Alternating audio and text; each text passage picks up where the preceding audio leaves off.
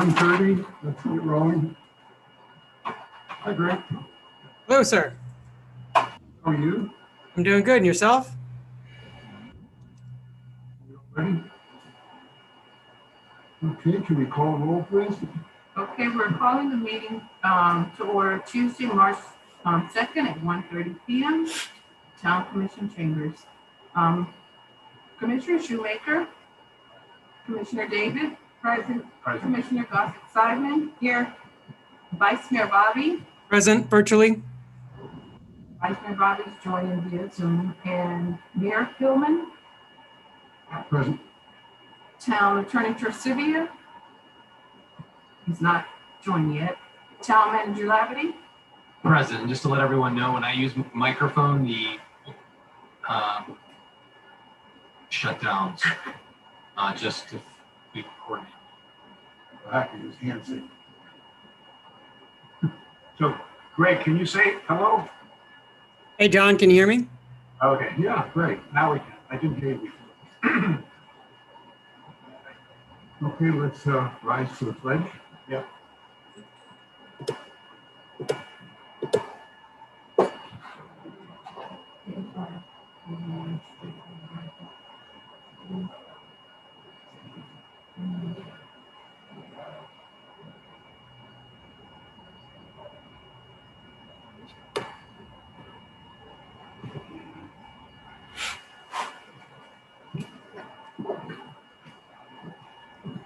Are there any additions or deletions for the agenda? If not, need a motion to approve the agenda. I move we approve the agenda as presented. Is there a second?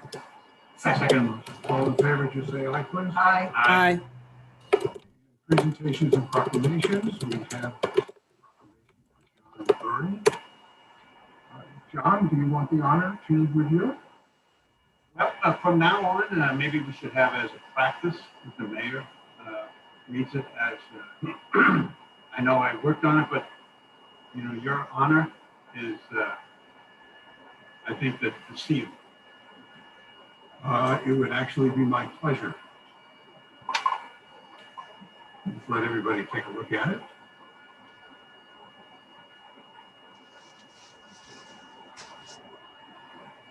And for those in the audience, do we have a proclamation for those that preceded? This is the first one, at least during my time here. And we'll definitely follow with others. And the intent is that have the reading here in honor of a veteran who has obviously exemplified himself in an amazing way. But then either you or I, normally we would be able to hand it to them directly. In this case, it's a World War II veteran, 99 years old, and so he would not be able to attend for all our citizens watching this. And so we would not present it personally, but this time one of us, you or I, we can hand deliver it. At least my preference is to deliver it to him personally. Very great. And I understand that John is watching this. Oh, hi, John. This is from the town of Highland Beach, Florida. It's a proclamation honoring veteran John Murray for his contributions in the U.S. Air Force during World War II. Whereas John Murray and his wife, Shirley, moved to the town of Highland Beach 38 years ago. And the town consisted mostly of sand, mangroves, iguanas, and the Seagate condominium was new in the town. And whereas John Murray will be turning 100 years of age, and whereas John Murray has a special place in history, being one of the few navigators remaining from World War II, who flew on the massive B-17 Boeing Flying Fortress bombers of the 8th Air Force based in Holbrook, England. And whereas John Murray witnessed dozens of B-17 bombing Flying Fortress bombers loaded down with 10 500-pound bombs, 10 crew members, machine gun ammo, wings loaded with fuel, and with 13 50 caliber machine guns in turrets above, below, and at the end of the fuselage. And whereas John Murray's role as lead bomber of the group was to make sure to follow the predetermined flight plan, get to the right target, and at the right time, and return safely. And whereas John Murray completed the task 28 times, earning him the Distinguished Flying Cross and the Air Medal with 4 oak leaf clusters. And whereas John Murray, after World War II, with a degree from Seton Hall University, started working as an assembly line worker for Burlater Corp. And over his 39-year career, worked his way up to becoming vice president of marketing, another marketing guy. And whereas the town of Highland Beach, Florida, recognizes and thanks John Murray for his commitment, heroic contributions, and sacrifices servicing the United States Air Force in World War II, placing himself in harm's way to protect the freedoms of the nation and the good of the people. Now, therefore, I, Douglas Hellman, Mayor of the town of Highland Beach, Florida, on behalf of the town commission, do hereby honor John Murray, a veteran hero. In witness thereof, I have hereunto set my hand and caused the official seal of the town of Highland Beach, Florida, to affix this second day of March 2021. Thank you. Does anybody have a pen? This one's red. I don't want to sign it red.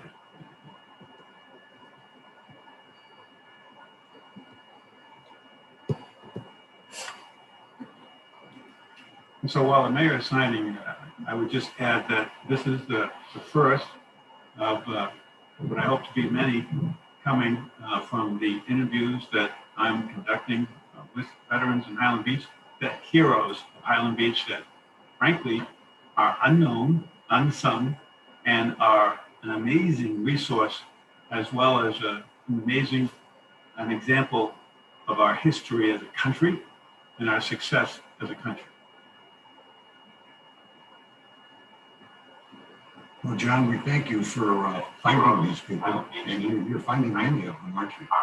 I am, and I think it's references being made, and I think it's remarkable in terms of resources. In fact, I just heard from one who spent more than 30 years in the Army, and after he got out, he lives here in Highland Beach and founded a nonprofit hospice organization to support veterans in need.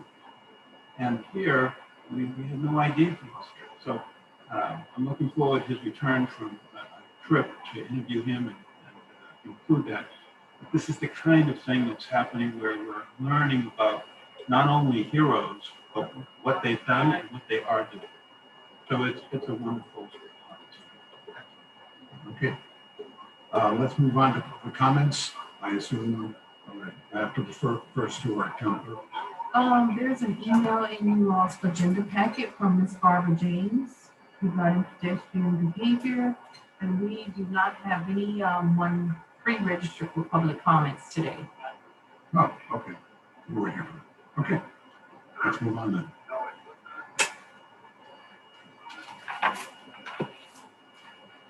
then. Board vacancies. Board of Adjustments and Appeals has 2 vacancies and 1 upcoming. Financial Advisory Board, 2 vacancies and 1 upcoming vacancy and 1 reappointment for a 3-year term. Planning Board, 1 vacancy and 1 unexpired term and 1 upcoming reappointment. Meetings and events, March 11th, there's a Planning Board meeting at 9:30. And then on March 11th at noon, there's a Town Commission special meeting that is for the presentation of the fire department fire and rescue study that was done by our consultant, and that is the only subject on that meeting. And there is also the swearing in for the next 3-year terms of Peggy and of our new vice mayor. And then on March 16th at 1:30 is the Town Commission meeting. Next, there's a board action report. It's for information only. Sure, we'll take a look at it. I don't know if there's any discussion needed on it, unless somebody has anything. No. I have a question. Yeah, sure. Mr. Mayor. At the recent meeting, Sorry. at the recent meeting, we discussed putting the natural resources board on hold. And since then, as I believe Mr. Laverty will address later, there have been a few residents, 3 that I know of, who were interested. So I just wanted to bring up that fact so that you can see what we would like to do about that. Is that something we'll address later in your comments, Marshall, or should it be now when we're discussing the board ordinances? That was 3 Yes, sir. And Mr. Shoemaker's aware of it because there's been one woman who's been actively emailing Mr. Shoemaker and I and Marshall, and then Marshall will be presenting so that we're all up to speed. Okay. Why don't we hold that for the May I end? hold that to the end? Okay. Yes, sir. We'll go to the end under the comment section. Okay, good. Good, but let's remember to handle it. In fact, I'll make a note. Okay, thank you so much.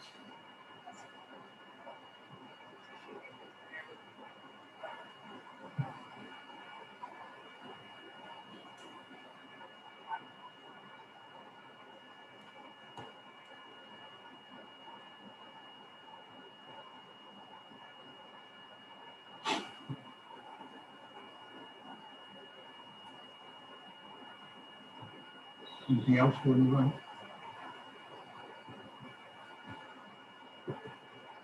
Okay, ordinance none, consent agenda. This is to approve and authorize the town manager to renew the agreements. And there are 4 of them. Begins on page 15. Marshall, I'll turn it over to you. Yes, Mayor, thank you. As you stated, we have 4 consulting engineering firms that we keep on contract for various types of work in public works and the building department, planning and such. So there's contracts went out to bid for the initial 5-year term. Each of those contracts have 3 one-year renewals. So we're approaching the first 1-year renewal. Staff has indicated they're satisfied with the work that's been completed by the firms. I know recently we've heard from Baxter Woodman and Global Tech, so you hear those on a regular basis.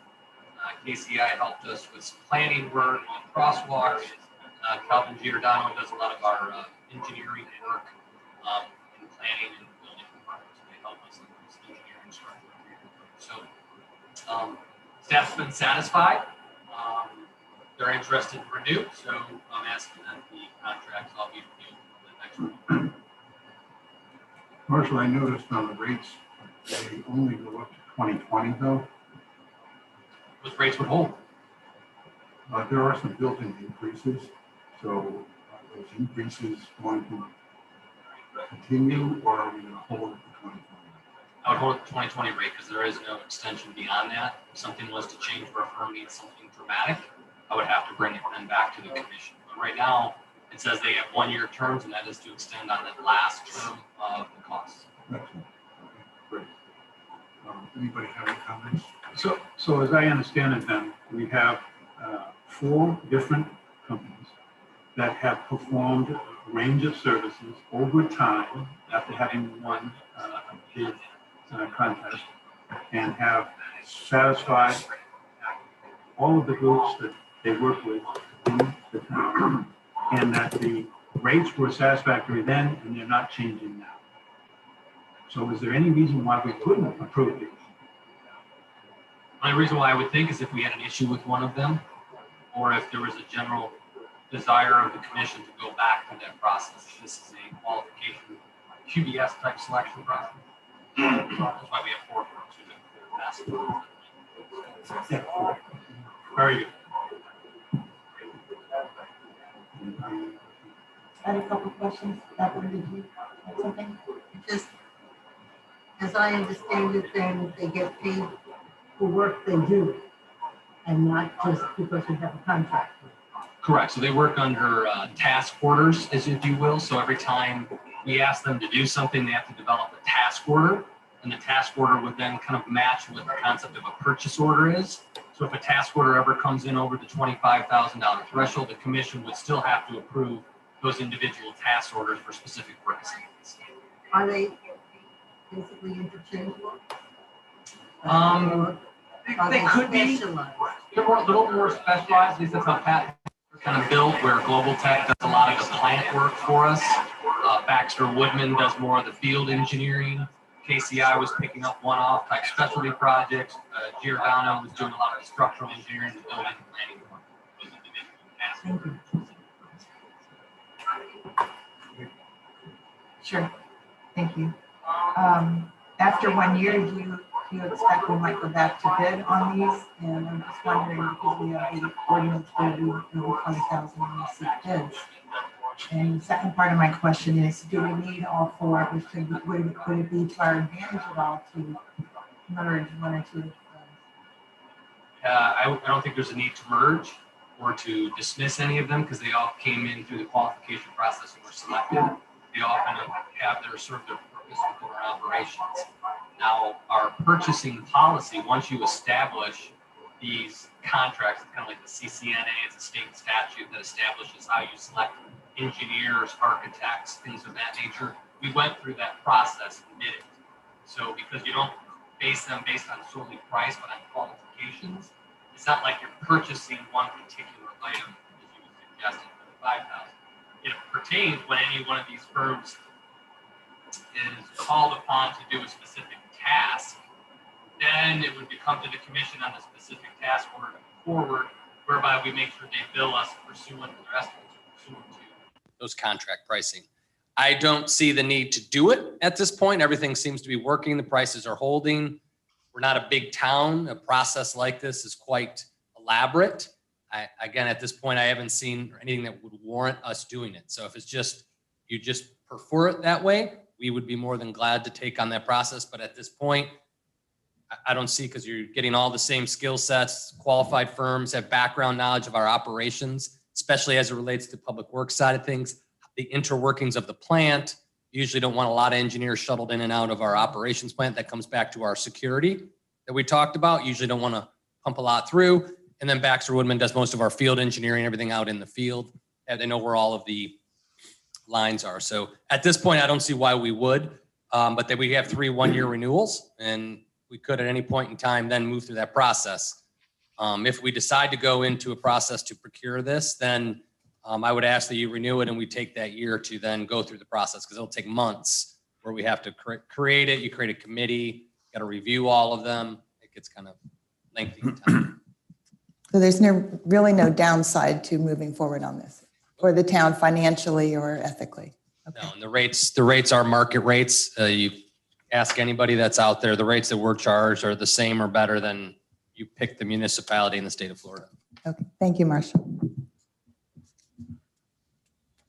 Greg, got anything? Thanks, Mayor. Just one quick question. Marshall, this is just a 1-year extension of existing contracts. Did I read that right? Yes, it's the first of the 3 one-year renewals that are permissible under the current contract, correct? Great. I don't have any additional questions. Thanks. Okay, if there's nothing else, is there a motion? I move we authorize Marshall to execute the 1-year renewals on all 4 of these contracts. I'll second it. I'm happy to second it. All in favor, just say aye. Aye. Okay, move on to the discussion of the charter review. That can be found on page 70.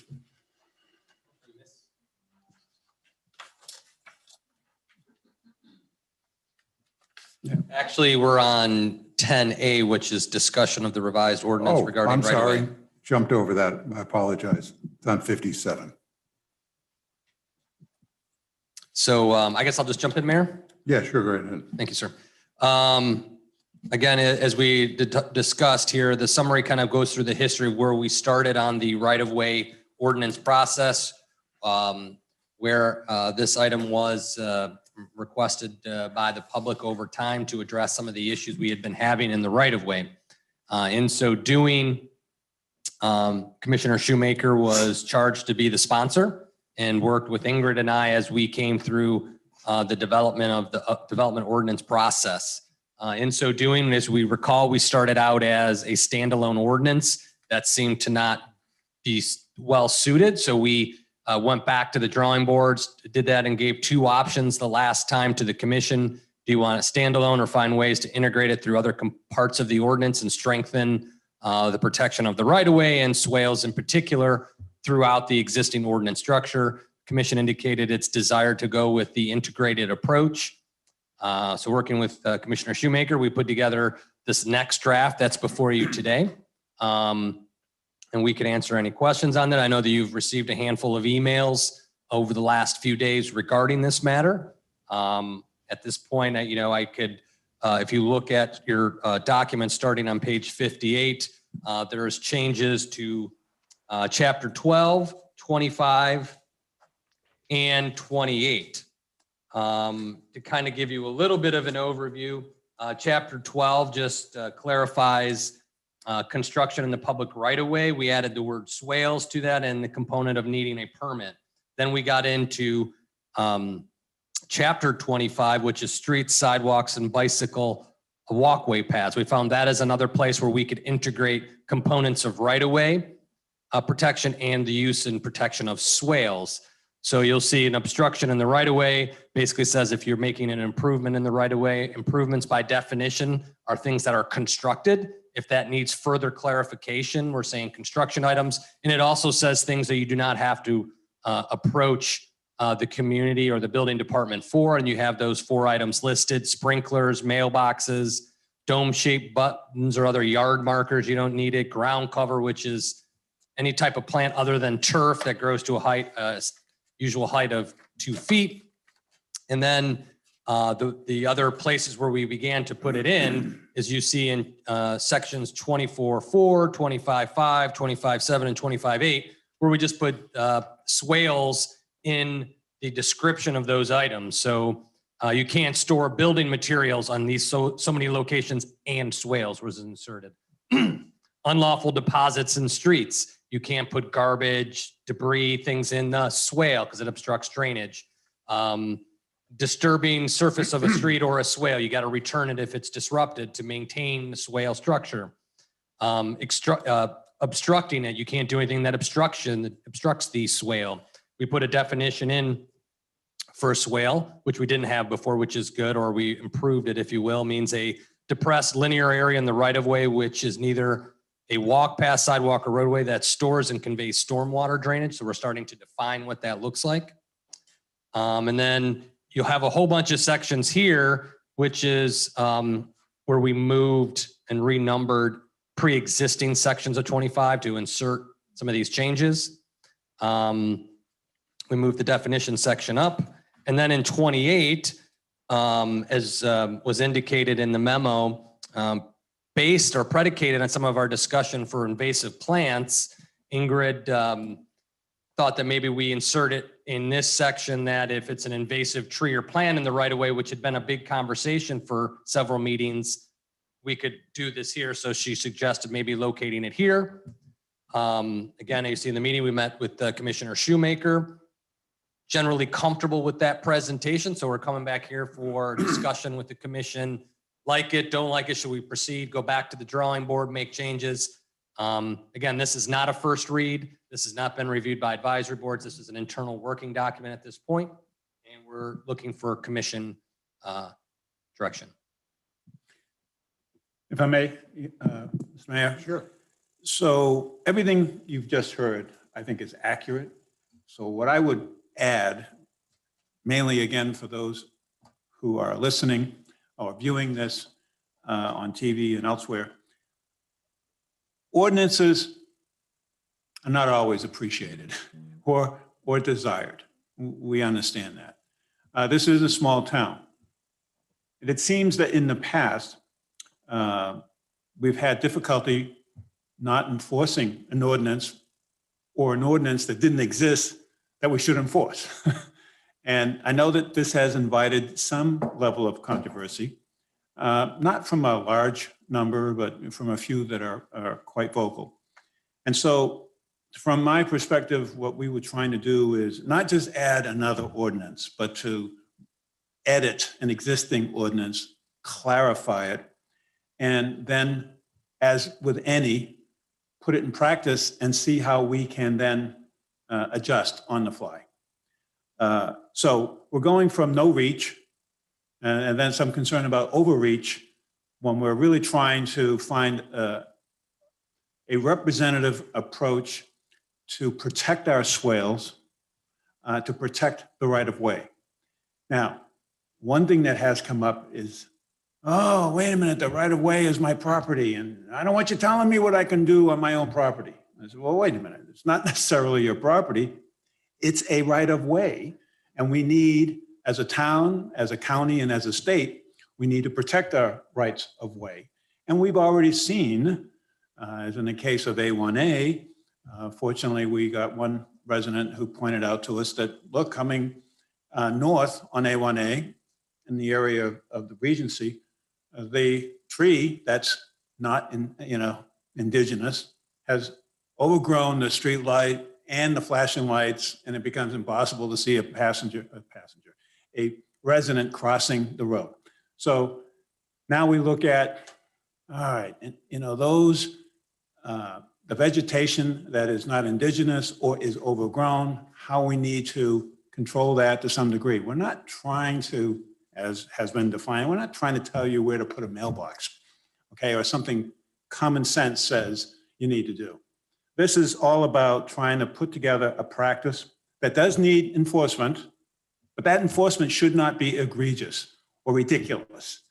And that's where we come in and go back to our town manager and say, the enforcement here was a bit too far. It was overreach, okay? Do we have to change the wording? Maybe.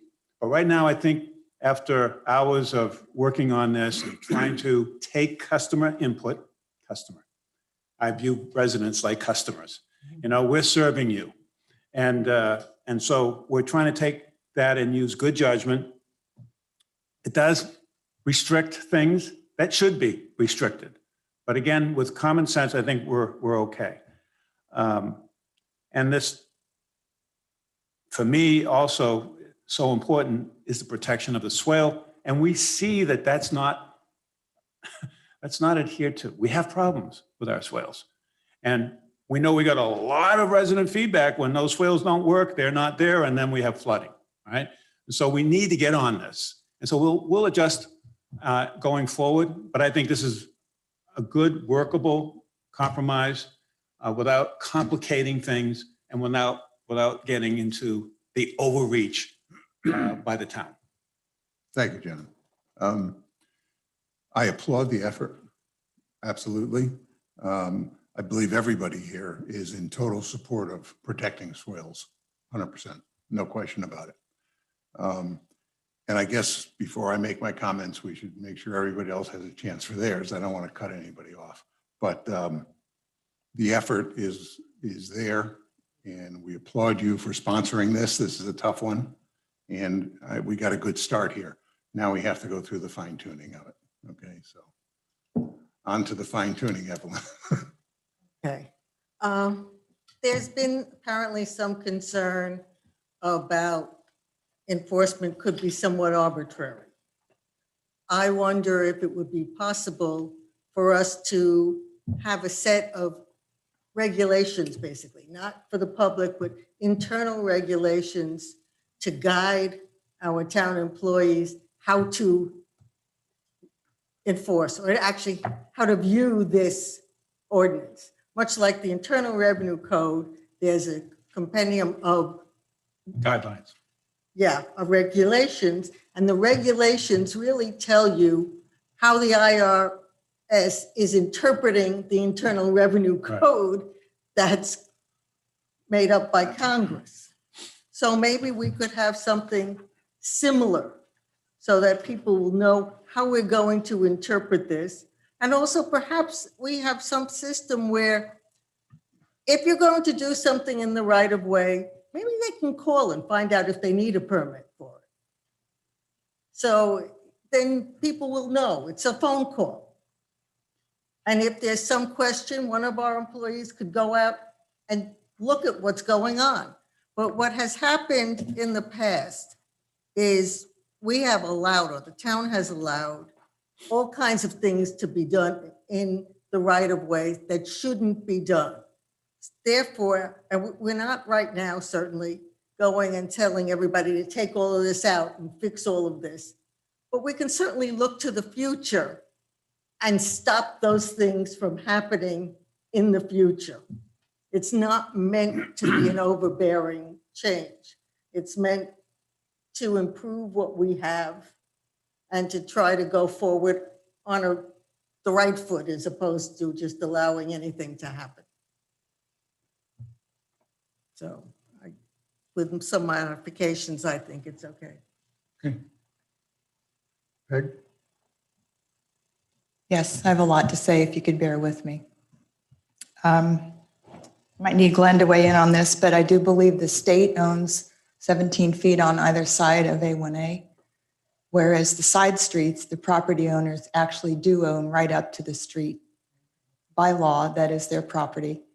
And the right-of-way is permission for utilities maintenance to use it. So we have two different sets of swale right-of-way ownership. We truly do. I think that has to be addressed and outlined. Let me just hold up for a second. Yeah. I want to make sure that we understand. So if we could understand have, what you're yes, saying. if we could have Glenn weigh Yeah, in. Ownership is one thing, right of way is another thing. Those are both rights of way, but the actual deeded ownership, the property deeds, will show you that the owners on A1A do not own up to the edge of the street. They own to the 17-foot setback, which is owned, literally deeded and owned by the state. However, ownership or non-ownership, right of way still trumps ownership. If you have right of way, you still have right of way. No, I understand that. So why does the ownership matter? Well, because John had said that the property is not owned by the owner, but it is in fact on the Yeah, side that- streets. And I wanted to have Glenn weigh in, I believe. You know, That is the matter. Glenn- So if we could have Glenn clarify that. You know, what I'm asking though is whether one owns it or does not own it. Mhm. The right of way trumps whether one owns or doesn't own.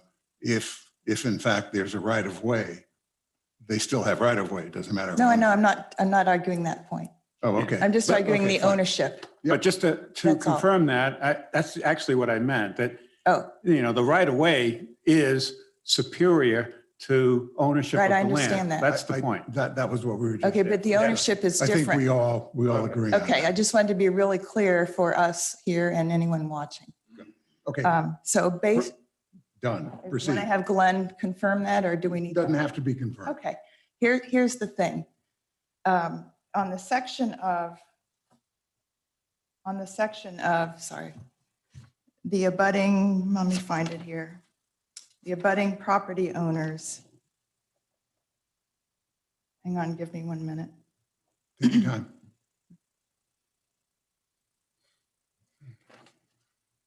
John, maybe you can tell me, there was a section that, since you helped craft this, where the abutting property owners are responsible for the improvements to the swales / right-of-way.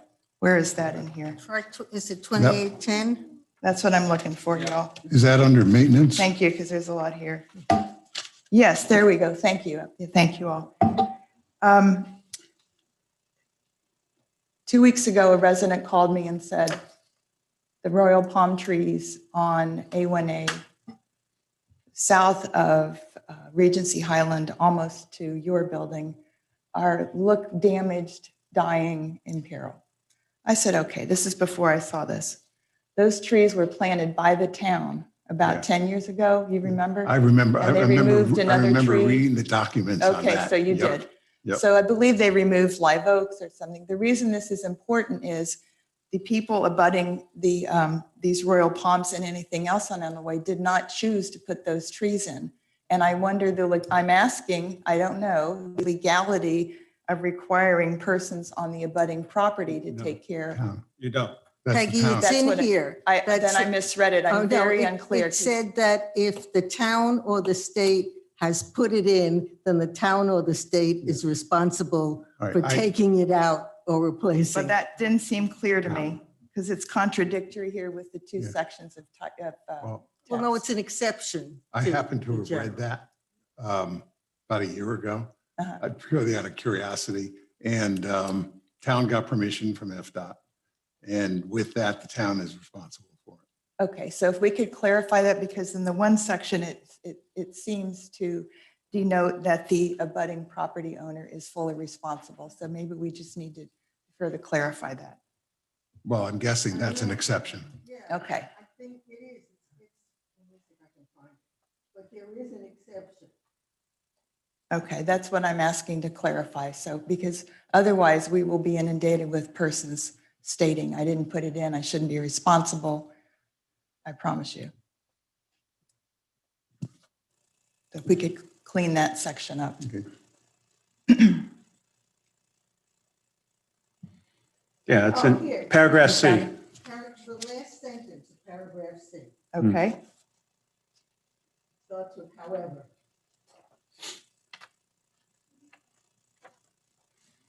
Exactly.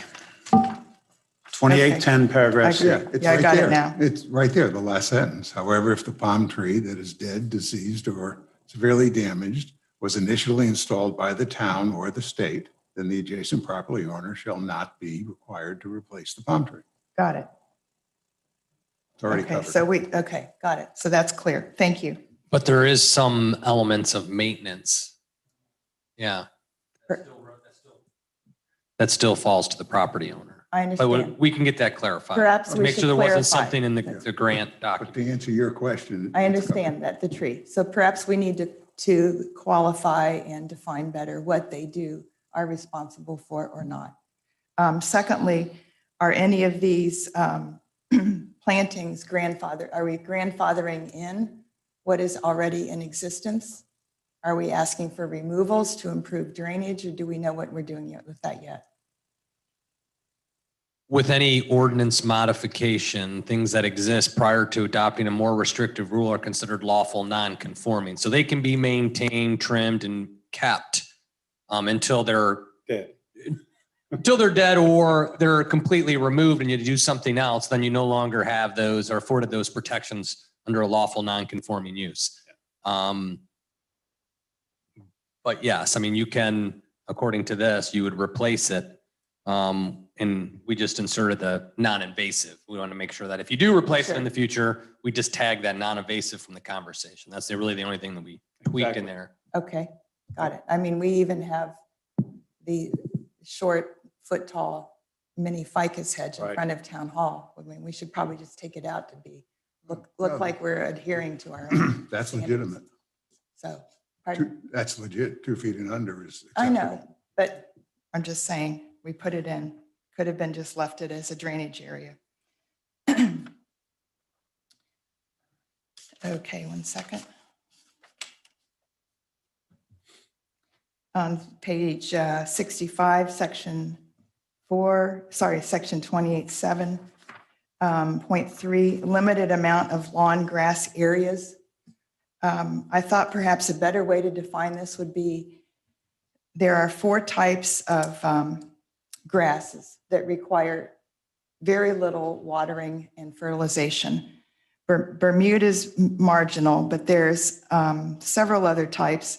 Bahia grass is one of them. And then there's one, believe it or not, called centipede grass. And so maybe we could better define, I mean, I don't want to take the job of saying you have to put it in grass. And then we have of course, the artificial turf. No. No. Wes I mean, Marshall? Where are you at? I'm sorry. Page 65, 4, Section 4, 28.7.3. and then the list, and if you look at number 3. I don't I'm mind. just saying the We- grasses, maybe we could actually work to suggest certain grasses. That would be a separate, we're not looking at, this was not the charge of this group. We're But not if you want doing us to that. look at it, we can do that. But Okay. This is separate from, But when you read limited grass areas, but on the other hand, the grass is a benefit in terms of absorbing. This isn't really talking about the soil. It's landscaping in general. I understand, but I'm just suggesting that just grass itself, we shouldn't limit. We should talk about the types. What, do you really want an ordinance to go so No. far as telling them what kind No, of I'm saying grass? suggest, that's all. I think it gets, where do you stop in making suggestions? And it gets too complicated and. Well, the other towns in our area suggest things Well, such as that. what other towns do, and all due respect, doesn't necessarily mean we have to do the same I thing. understand, John, I understand. It's my opinion that we could define perhaps some of the Okay. grasses as an option and a yeah. suggestion if you want to improve water, low maintenance. Yeah, I don't That's mind. all. I'm just suggesting them. Yeah, I don't mind I'm not suggesting. taking issue. Yeah, I don't But mind if we say suggesting. limit lawns, that isn't really the best perhaps methodology. this already Marshall? exists on the books. We're not drafting that as part of our review. That's what I'm trying to get to. I'm not saying I see. that's not a Okay. good idea. I'm just saying all we did with this section is insert that underlined section that says, when you're developing a landscape plan for new construction under chapter 28, that the swale should be maintained when you buy an old home, knock it down. We're asking it. That was it. All this other stuff was pre-existing, Okay. already exists. Okay. Good. Time out a minute. We have a document, I don't know what we call it, on swales, on file, on how to build swales. Do we not? We are putting something like an appendix that we would attach to the construction handbook that here's what you do. Generally, we don't want to get into means and methods because usually you'll have an architect, landscape architect or engineer, surveyor design your plans. They'll take a look at all of those drainage features. Again, what we inserted here is we just inserted words within the existing context of the ordinance structure to strengthen swales. We didn't go in with the purpose to look at the landscaping ordinance as suggested, which we may want to, but that wasn't what we did here. So I don't want anyone to think that we were in writing these provisions on site development concepts. We just found places through the ordinance to talk swale, the Okay. word swales and concepts. Where I was going was, I thought we had that, I guess it's in development, but we could reference that, is what I'm saying. And that's certainly, I think, appropriate to do. Yeah. But they are working on that. the other part of that issue is, since the type of swale for a specific piece of property can vary so dramatically in the size, shape, design, and whatnot, that Correct. we didn't want to get into. I think you're right about the methods. Nor am I Right, suggesting and that. It you're not. doesn't belong here. But at the same time, we were just adding the editing number 6 to an existing ordinance without going into a separate ordinance that would be better, more appropriate to define grasses and define whatever else Right. in landscaping. So, but okay. Marshall, under what circumstances does somebody have to submit a landscaping plan to the town?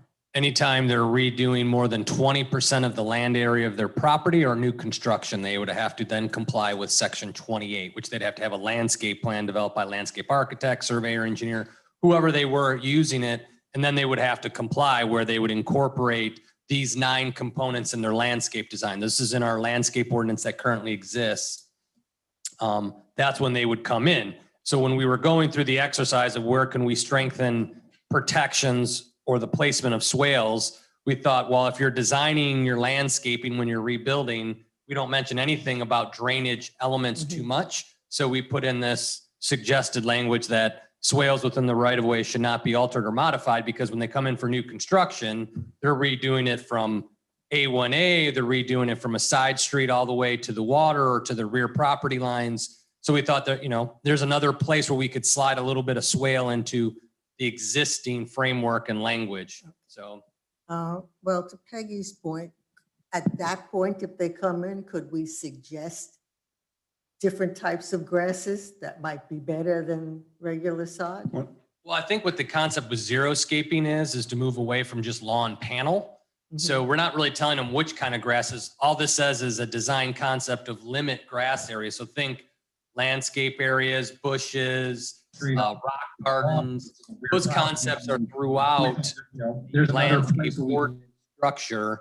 We don't really dictate the types of grasses. We just say, when you're putting together this new landscape plan, think about xeriscaping, reduce the footprint of your lawn space, reduce lawn panel, look at other types of native plants or creativity of design. That's all. That's what your current ordinance says. You currently have that ordinance in place. We just went in and said, oh, don't forget swales. That's it. We didn't change anything else. And the trigger that you've asked about is really the building permit. When you get a building permit, that's what Right. triggers all the rest. I have one other thing. I'm not sure exactly where I saw it, but it did say that if you injured, which I would have said damaged, but irrelevant, then you have to fill it back in and make a smooth surface. Well, but then if there's no swale there now, then they don't have to put a swale in. So I would change that, because we're talking about the right of way. We're not talking about the rest of somebody's property. And if we want to encourage the installation of swales, I wouldn't want them to make a smooth surface again. Then it'll just be the same problem that we have now. Yeah, but we can't force residents to put swales in. Well, but I'm saying if they damage it and they dig out anyway, so. We could I agree force with- this. We force Yeah, swales I with agree. permit, but if it goes back to that lawful non-conforming. So if you don't have a swale now and something happens, somebody tears up your lawn or your contractor comes and rips it up and you never had a swale, you got to put it back. If you damage the bike path, Pat's going to come out there and tell you exactly how to put the bike path back in, or you damage a gate valve, we're going to make you put it back in. We just added the word swale to it. So if there happened to be a swale, it's not so much putting them in. We're seeing a lot of them being lost, that people just come in and say the grass just doesn't look well. And then they just fill that in. We want to say that if you have a swale, just keep it there. Right. Don't get rid of it. And that's why we're saying, because we were directed through some of this conversation to avoid that overreach. Right. Contrary to popular belief, we're not trying to do that, but we said, if you had a swale, we don't want to see it lost. We want to maintain the little swales that we do have. Let's do what we can to protect what we do have. And then over time, when you come in for reconstruction, you'll have to put in all these drainage improvements. And then once the swale's there moving forward, you can't fill it in unless you then require a permit as to why are you filling in the swale when it helps with the stormwater drainage. If you got an alternative, we'll let you consider it, that kind of thing. But let's go back to your thought. There is no swale there, okay? But we would like a swale to be there, and they are going to be doing some work. Why don't we, the town, offer to pay for the swale? We'll pay for the swale if you put it in. We'll give you plans for the swale. Well, in front of a single family home, that can run up to $20,000 for correct swale and Well, we won't. drainage. Well, we won't recommend a $20,000 swale. I'm just saying, that's Okay. what some of the residents have paid to improve their drainage. I'm aware of two. But we're just talking about. I know, I the agree, swale. I understand. We're not Yes, talking sir. about $20,000 operations. That would be on the Approval east side of the road. Yeah. We're Because just there's talking no about other flat We're just rears. talking about putting in a basic swale, you know. Can we pay for that, Marshall? Hey, it's your money. Absolutely. You could do that. Let's Again, find a out. swale, I would, yeah. Let's find out how much a basic swale would cost. You know, one that's going to do the job, but no, we're not going to take care of all the water problems on their property. Right, I understand. I don't know that we would be able to, every property's so unique So and different. different. It would be tough to, because really if you're regrading it out with sod to put a swale in, you're just digging up a little bit. It's just backblading. It's digging a trench, lowering that spot. There isn't a lot of cost. So again, that was kind of the incremental improvement that the Okay, internal so, group you looked know, at we can say we will pay for a swale up to X dollars. If it's more than that, they have to pay the difference. They can always say no. We prepare a plan. We prepared, we're going to estimate, we're going to do 30 of them each year. It's going to cost X dollars. We put in the budget, we move on. I think Pat wants to say something. Uh-oh, we got a legal opinion here. Are we looking for trouble here? We have No, I mean, you know, you're obviously talking about spending public money on some public-private, I'm just going to point out, some cities have grant programs. Usually they're along the lines of neighborhood improvement projects. You're going to fix your roof and we're going to give you a grant of up to $1,000 or $2,000, up to 10%, up to 50% of what you're spending. So I don't know if you want to think about something like that if you're going to do improvements. So the homeowner, quote, has some skin in the game and the town is only contributing maybe 50% or 40% up to a certain cap. There you go. Okay, I like that, Glenn. we got food for thought here. Mayor, Yes. back to what Evelyn was saying, I concur. I wonder, John, what do we do when a property owner has a swale that's not a swale? Let's call it a frontage on a road, and it doesn't conform, and it's got gravel, which you don't want on the side of the road. It's got gravel, maybe tall shrubs which block the view, these wooden spikes people are putting in. If that is not a correct swale, then how do we handle that? So they might say, well, that is my swale and that's how I want it. Well, That's right now, it's the existing property. He's grandfathered. We can't force him to make a swale. I think the suggestion of, okay, if it's going to cost a couple, $3,000 to create the swale, we'll grant you $1,000 towards, doing it as motivation. I think that's quite appropriate, but otherwise you have no real basis other than to use rhetoric and ask, can Right. you create a swale at your expense? Okay, let's see what that has to say. Pat? I can go back 20 years ago. You press the button. 20 years ago when they did the triple R, FDOT is the one that came in and put these swales in. And the unique thing about some of these swales are, some of them have organics in them and they won't drain regardless. So there you're gonna have to spend more money. Each site's gonna be different. So there's not gonna be one price fits all, because some of these places are full of muck and that's organic stuff that doesn't let the water penetrate. So now you gotta go down deeper, you gotta put rock in, so there's various things that have to go along with these swales. And again, like you say, last time it was done, DOT came in and did it. They come in and dug all the swales. We didn't do anything when they did the triple R project 20 plus years ago. So we might be able to piggyback again with DOT when they're doing the triple R to go ahead and add some swales, or they have a map of the swales that they put in the first time Because I know of myself of several people that just filled their swales in because they were tired of seeing the water lay in them and the mosquitoes and all that. And that's because the swale wasn't done properly to begin with. Could we get a copy of that map, Marshall? Or- We can look, I'm not sure that we have a map. The state may, but the state still came in and dug all the swales in 22, 23 years ago. When you say they came in, can you define, say that the Highland Beach Drive They did, to right. Regency Highland has terrific, as I've shown you pictures of those indentations where the water accumulates. It does not accumulate on the sidewalk in that part of town. Right. So they dug those out. For They- example, the entire town looked like that 20 years ago? Not to that drastic part, but the thing about Regency Highland, when we have high tides and currents, it actually breaches there and comes up underneath the dune and fills that whole lake in. Oh, So I don't like where they were placed down there because it lets the water come up through the dune and flood right there in front of Regency Highland on real high tides. So every part of town has its own, Just like this town is very unique.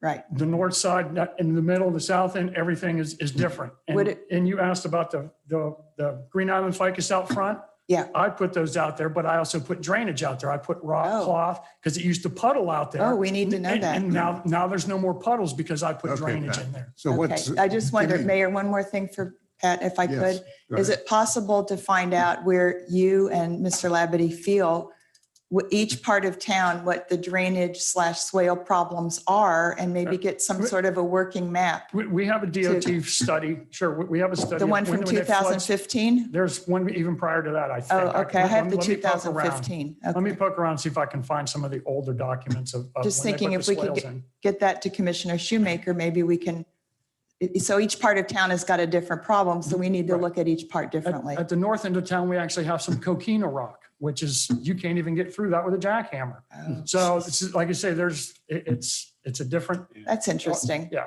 Geologically, it's coquina rock? There's coquina. When we put the I didn't water know main that. in 09, up at the north end of town by Debbie Mueller's house, they ran into some That's like coquina. steel. Yeah, absolutely. And there's a right of way that goes from the intercoastal all the way through that the Army Corps of Engineer, when they used to dredge the intercoastal, used to pump it out to the beach. Oh, okay, this is all cool stuff to know. Yes. But the Okay, key- thank The key you. point is So- that every parcel practically in this town Don't go away. has a unique Say that. geological status. And therefore, it can't be one plan fits all. course. Right, sure. okay, this is cool. It But never- it never is, it never will be. But I think the idea of encouraging unit owners or resident owners, landowners to do something with some skin in the game on our part as well would be a good approach. That's it. They're not going to do it on their own. Mayor, That's right, two more. they won't. Okay, so we understand that there's not one answer. There never is one answer. And I understand that you don't know what it's going to cost. Knowing all that, give me a range. Okay. Best case, worst case, and what's most of the time? You talking about to Swales. reinstall, do the swales, or just for one Yeah. particular property? Fixing bad swales, building swales where there aren't swales. If we were to do something like what our attorney has recommended, My if we best put a guesstimate, program together. my best guesstimate would be 200,000. No, I meant per swale. Oh, per swale? You know, if we went to the homeowners with Well- this kind of a. Well, again, it depends if you have organics, if you've Yeah. got to dig, and you can only go down so far because on high tides, it'll set in there and Yeah. people can complain about I the understand that. standing And- water. and you know what? I Maybe would say those if are you- too expensive. Right, if you just went in there and just did a little swale, no more than 10,000, I wouldn't, that would be my guesstimate, no more than 10. Okay. Just to put a simple swale and put grass back in.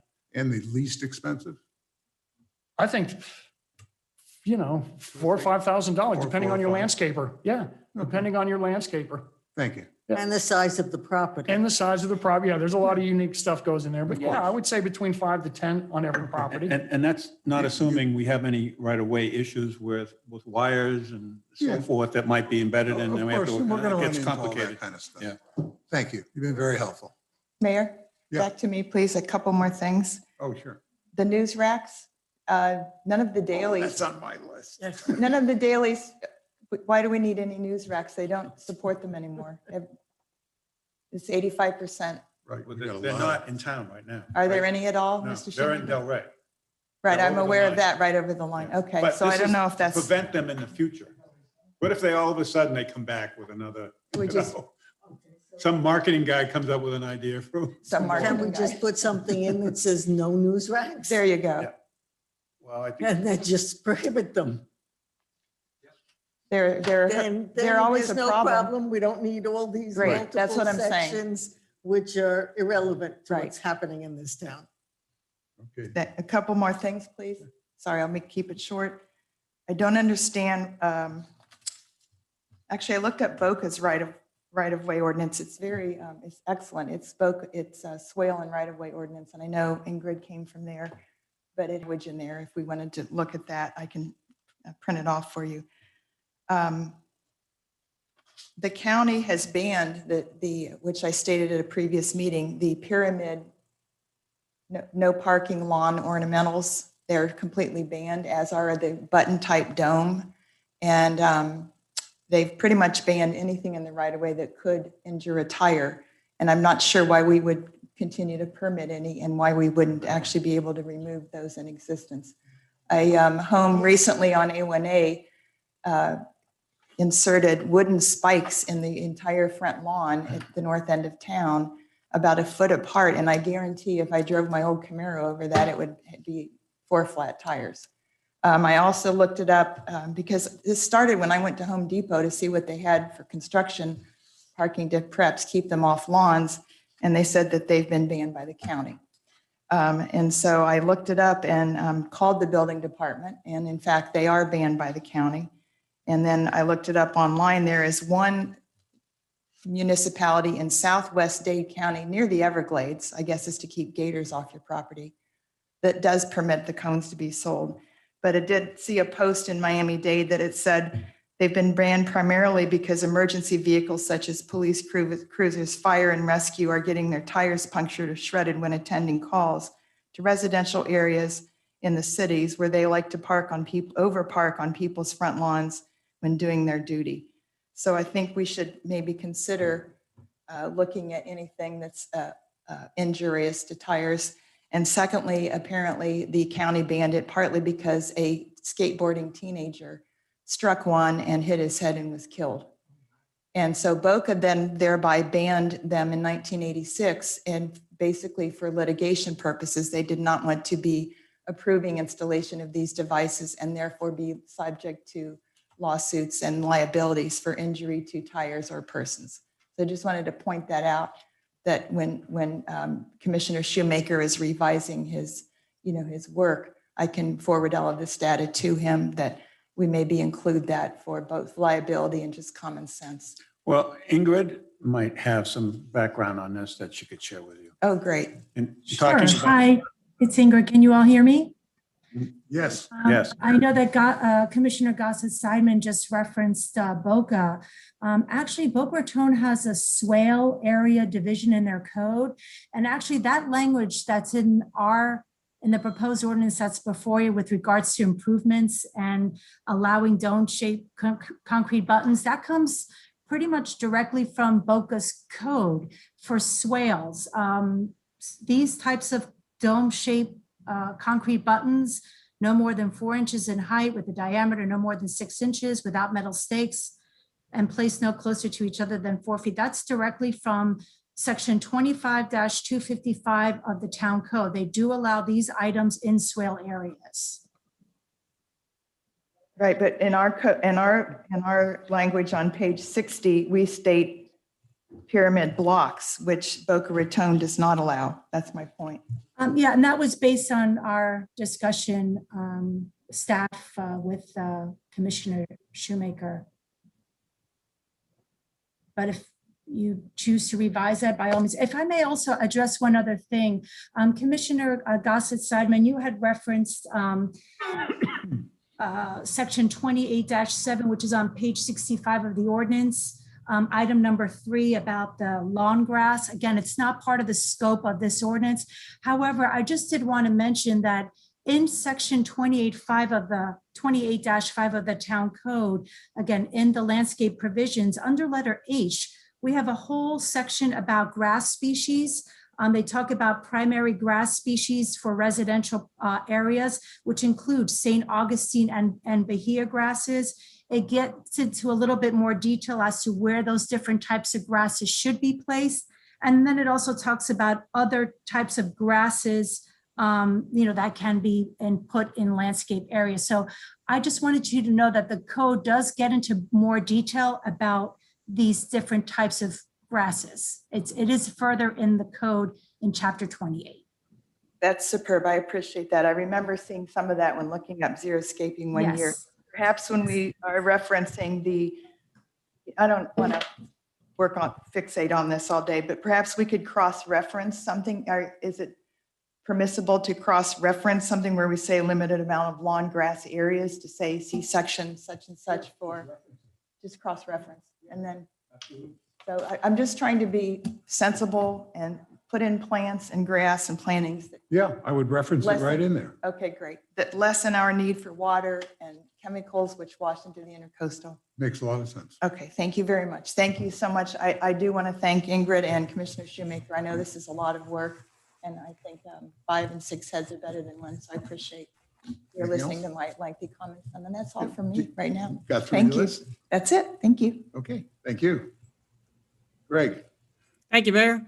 Lot was covered, so I won't really add too much into it, but commentary is, I actually think what we added with the swale in terms of protocols, protections, definitions, that's all great. Cleanup is great for the swale language. No issue having invasive plant language too, all sounds great. I like the idea of editing it versus doing a new ordinance, so all those things are wonderful. The one thing I can't figure out is, why do we need to have a permit and why do we need to charge homeowners a fee for this? I think that's the only part that still feels like over-regulation to me. And so I'm happy to hear a little bit of thoughts on that. But most of the language I'm good with, and I actually like the idea of contributing to get people to put swales in as well. But that's really my only comments. Can I suggest that if we didn't require a permit, people wouldn't follow this? And we wouldn't know when something is being done? Now, we may choose to have a very minimal charge for the permit, Well, but if we require it, then we need to know about it. So they need to come to us, which is the whole point, I believe. yeah, let me get a definition here for a second. Are you asking why do we need a permit for what? For any and all of this, most of what we're doing is editing existing code. And I don't believe the existing code is charging a fee or requiring a permit. It's basically saying, hey, this is safety kind of stuff. You can't do it. Full stop. So I feel like for the cleaning up and what we're doing, asking for a permit and once again, charging people is just a little bit, it's 1 foot in and 1 foot out of the overreach column. Okay, well, this time you read my notes. Last See, time this is why I no longer need to be on the commission. I already got you. I was there also. In terms of permit, let me go directly to swales. If somebody is going to improve their swale or put a new swale in, I do think we should require a permit only because not everybody really knows how to put a swale in. I don't disagree with you on that. I was talking more about the planting, but yes, I fully agree. Okay, the planting, no, I don't see any reason for a permit for that. But I don't think we should be charging for those permits at all. And when we get to swales, I mean, somebody's going to improve a swale or put a new swale in. I mean, that's a major benefit to the neighborhood, to the town, not just to that individual. I don't think we should be charging for that at all. So I think that should be a no charge permit. I don't know if people agree or disagree with me. You're requiring a permit, but not charging for that permit. Absolutely. I totally agree. Yeah, I think I mean, everybody benefits from that. It's not just the individual that's getting it. And I think we should give them the town's expertise at no charge. And that ensures that the resident doesn't view this permit as a violation or a negative, that it shows our ability, as you're suggesting. First, we have to know about it, work with the owner and make sure that we're doing the right things. but not necessarily charging him or finding him. Correct, correct. I agree. I think they're tapping into the benefits that the town has to offer. Mayor, I 100% agree with you on that. You are right. And plus, with a swale, you probably want to have a certain slope in and out and how deep it goes and all of that. So just to make sure that it doesn't become a safety hazard, good reason to have a permit. And again, I agree with the no charge for it. So great idea. In terms of replacing, a bush that died, or, replacing anything that's died, I don't think they need permits for that. They just go and they replace them. And on page 66, section C, it basically references section 28.2. And if one looked at that, it says anything basically up to 2 feet. We looked at it, is satisfactory. You can just go replace those things. There's no permits required. There's nothing required. Other things that have died, other landscaping, et cetera, is considered ground covering. You go replace those. You don't need permits, et cetera. So this isn't overly restrictive. So I'm totally with you on that portion of it. Moving on, I'm trying to read my scribble here, my notes. Yeah, these pyramid blocks that Peggy, you were talking about, I'm totally in support of your position on that. I think they're damaging to cars, to tires. God forbid somebody falls on them. I think we should remove that from this. I don't know if anybody is going to disagree with And that. I agree that these wooden stakes and telephone pole cuttings and some of these logs put on the roadside also would fall under that. Yeah, same. I mean, they're unsightful. They are. I don't know They're if you a know. but- potential life safety hazard. Yes, sir. We need to take care of our residents. Yes, sir. It's that simple. I think that's The downside too is these fixtures, most of them come with a steel rod. I'm from the Midwest. A lot of people put unacceptable. these in the Plain and country. simple. The steel rod juts into the ground. Right. And if you get a fire truck run over one, or say any heavy vehicle, it can just cram it down further in the road into the lawn, and it just creates another problem. How about a child that falls off their bike? Well, the county had that death. That's why it exists. Yeah, I mean, we just can't have it. Yes, sir. And if I could tell Mr. Commissioner Shoemaker, the gentleman who I talked to was Bob Pickett at the county code enforcement. If you wish to follow up, I mentioned that we had another commissioner, but I had heard this at Home Depot months ago. And so I really wanted to follow up and have us do the right thing in these terms. Okay. I think that covers everything else that I had. So, One more thing, Mayor. yeah, let me just make sure I'm perfectly clear here. So product that is in the right of way that dies can be replaced, does not require permits. Make sure we're all aware of that. That's what's under maintenance here. Yes, but as Okay. long as they're not replacing what is now an invasive species. Oh, absolutely. Anything that's invasive Right. species If they cannot be re- planted. right. I mean, that's covered clearly in here. Thank You you. brought that up before and they picked up on it. Trees, you want with or without a permit? If the tree dies and they want to replace it? Without. Okay.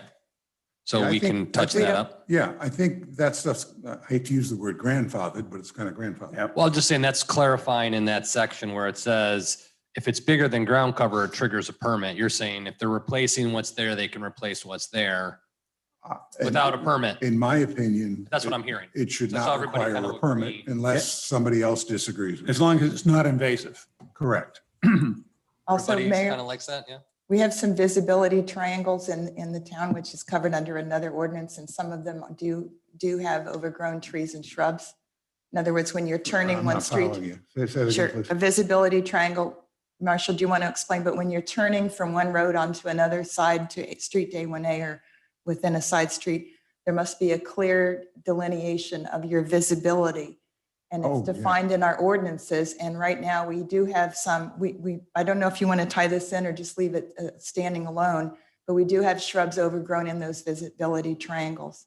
I wouldn't tie it up with this, but We it's do a not stand- want- it's a standalone, and if it Okay, that's- overgrows, code enforcement will reach the property owner and say, you got to trim it down. Okay. If it's in something that we Okay. maintain, Pat will trim it down. And my Just so other you can question see. is, what about FDOT approval, which is required technically on A1A? Did Commissioner Shoemaker find any background in that? That FDOT technically is supposed to approve anything on the A1A? Pat, can't you just go trim it? They can, but Just go take care of it, please.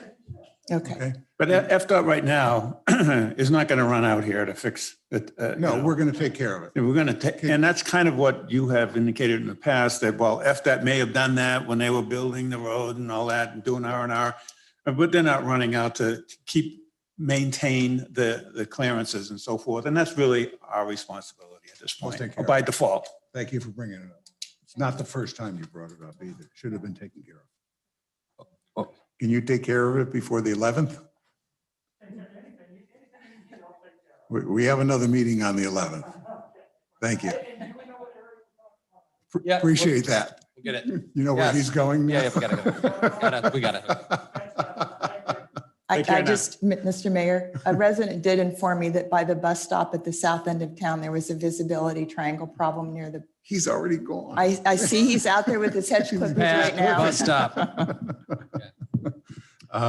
Anything else on this before we move on? Can I just Oh, summarize sorry. some key points for Ingrid in particular, since she's been working on this and is quite knowledgeable, again, looking at Boca and other towns. So I think the points made that are really have hit me is having some guidelines or regulations for code enforcement so that we can work with residents to implement changes without creating resentment, hopefully enabling cooperation. So having those guidelines is something that we would need to talk about. The landscaping ordinance, I'm not sure we want to restart, or rewrite the landscaping ordinance based upon what we've tried to do here. But I think that we've come to agreement on things about replacing trees, invasive, non-invasive, trimming, and all of that sort of thing. Grants for swale improvement, I think, is a good approach that we need to consider. Eliminating racks, agree. We don't have them now. Making a statement saying that their band is fine. I also agree with taking out pyramid blocks and yard edge markets. The only thing that we did consider, and we talked about it, is this is what Boca had in their writing, but also no more than 4 inches. So it seemed like 4 inches is not that high that it would be that much of a problem, but taking it out is fine. Back up again. What is 4 inches? I missed it. On 25(1), paragraph C, it says dome-shaped buttons, pyramid blocks, or similar yard edge They're 4 markers. inches apart. Or 4 No more inches than high. 4 inches in height. In height, okay. Okay, so that's what we define to make them less intrusive and less dangerous. Well, But taking them out completely is fine as Well, well. I think we took out the pyramids. Did we take Well- out dome? Are we taking domes out also? No, I didn't read it that way. I only read it that it was pyramid blocks and yard edge markers that are higher than 4 inches, which we've already taken out, unless they have some sort of metal rod that holds down. Out. Take No them metal out. rods. So I have a problem with the wooden stakes also and the telephone pole markers. wood or metal? I mean, how can someone run off the road to avoid a person on a bike or a dog or something and run Yeah. over them? Well, maybe it should be only the dome, I think, yeah. period. I do Nothing else. notice the domes in both Boca and Delray when I drive around residential neighborhoods. Maybe for- that's, what I'm to see visit suggesting is maybe friends. that's the only thing. Yes, we sir, have. that might work. Ingrid, is dome only allowed in Boca? What was, yeah, let me look, I have the, I Yeah. I have was it right asking. here. Yeah, Ingrid, she's looking. Here, do you want to see the Boca? According to their code, it's dome-shaped Yes, the first concrete two. buttons. That's all Yeah. that's in their code. that's in their code now. Domes it is. And they're smooth dome, and I don't think that they're really dangerous in any way. And actually does prevent, service trucks from parking on the grass and then sinking into the grass and leaving big mud tracks and whatnot. The other point is that we should have no charge permits for certain landscaping. And lastly, well, I guess that covers it. John, I thought we had said permits only for swales going in, but landscaping was not permits. Correct. Yep. Correct. Got it. And then we're going to add, one last thing I would add is we're going to add a little bit of clarity to the definition of improvement. So when you're in the right of way, what really triggers a full-on permit is if you're going to construct something in, which will generally be covered by a building permit. It wouldn't be a right of way. Right. So, yeah. So do we make these changes and bring it back one last time? Please.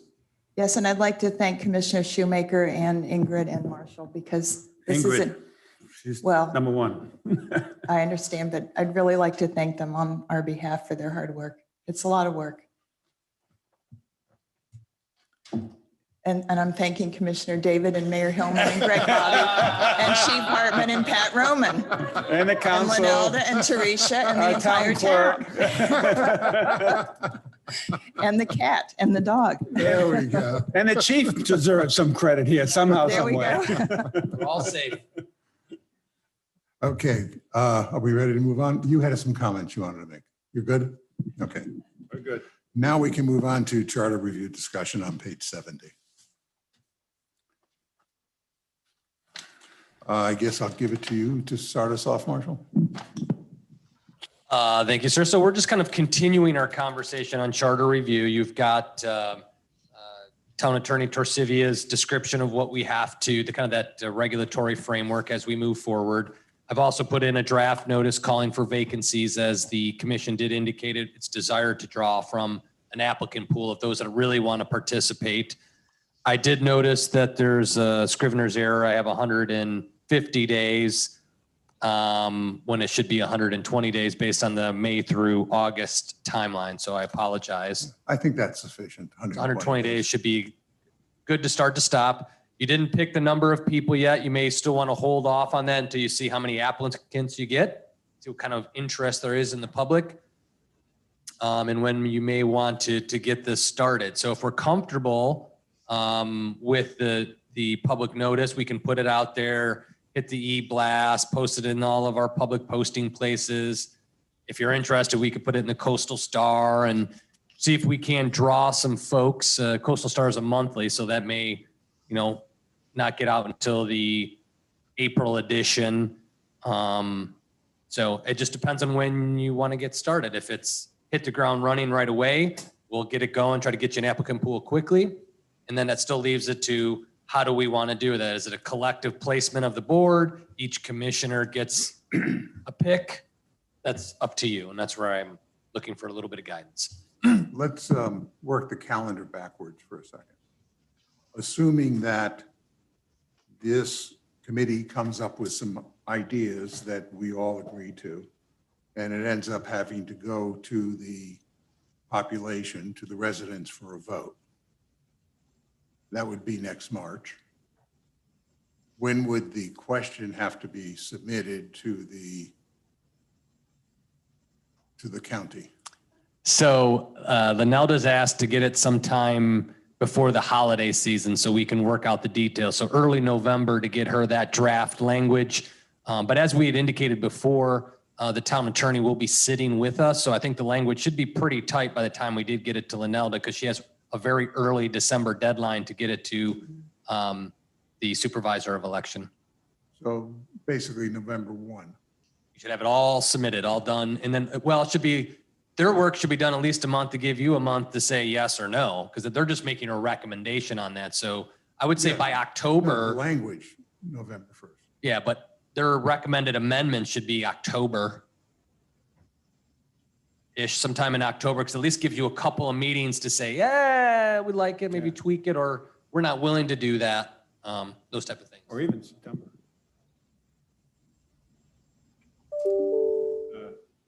Figure, if they come together, this is all of March, April, and then they work April, May, June, July, vacations, whatnot, yeah.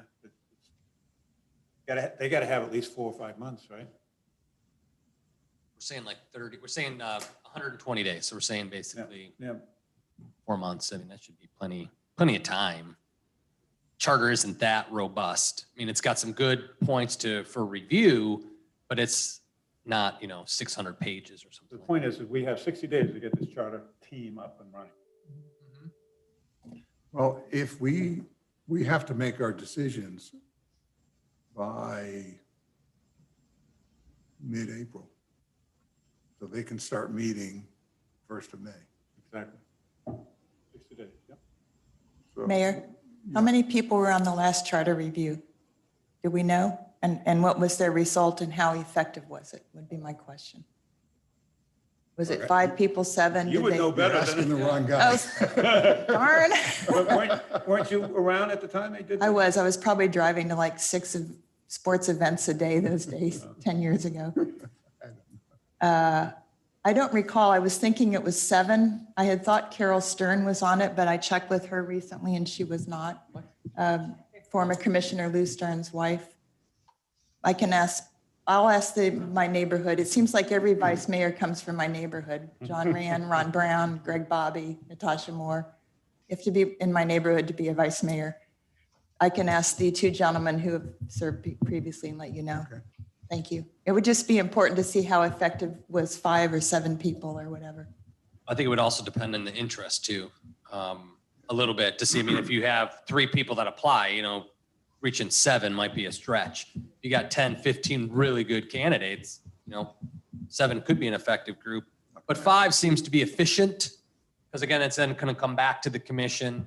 There's going to be a lot of work on it. I'm always for less, but we'll see what everybody else thinks.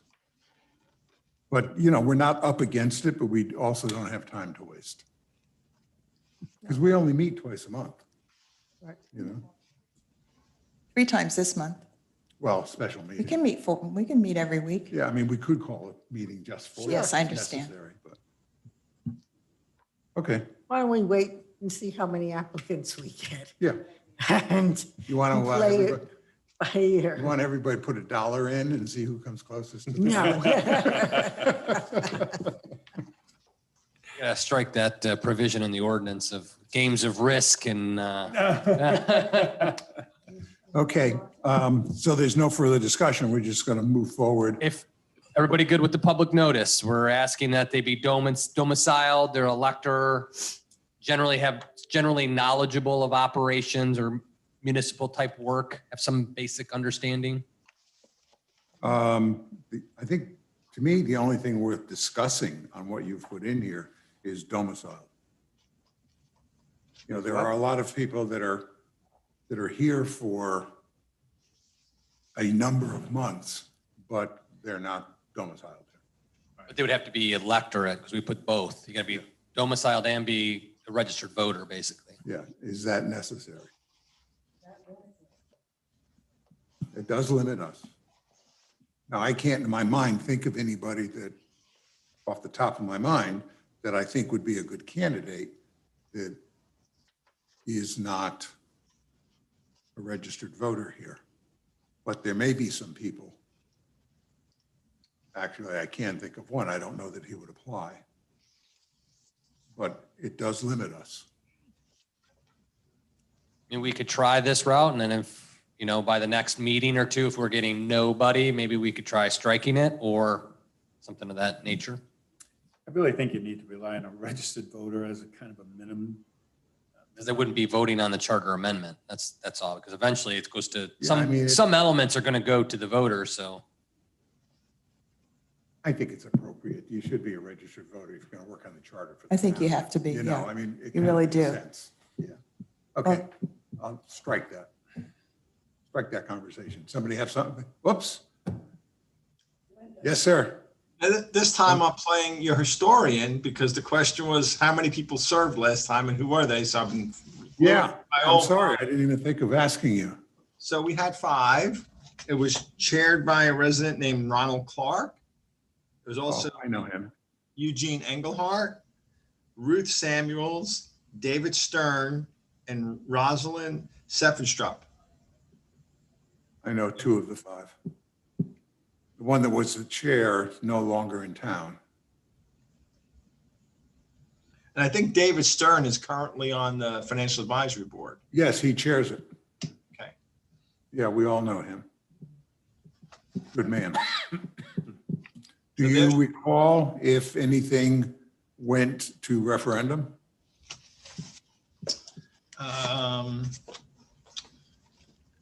That was the group that recommended either 7 or 10% of the operating budget. Right, could be used for the max. were expenditure, several- But that never went to referendum. That's what got the group in trouble.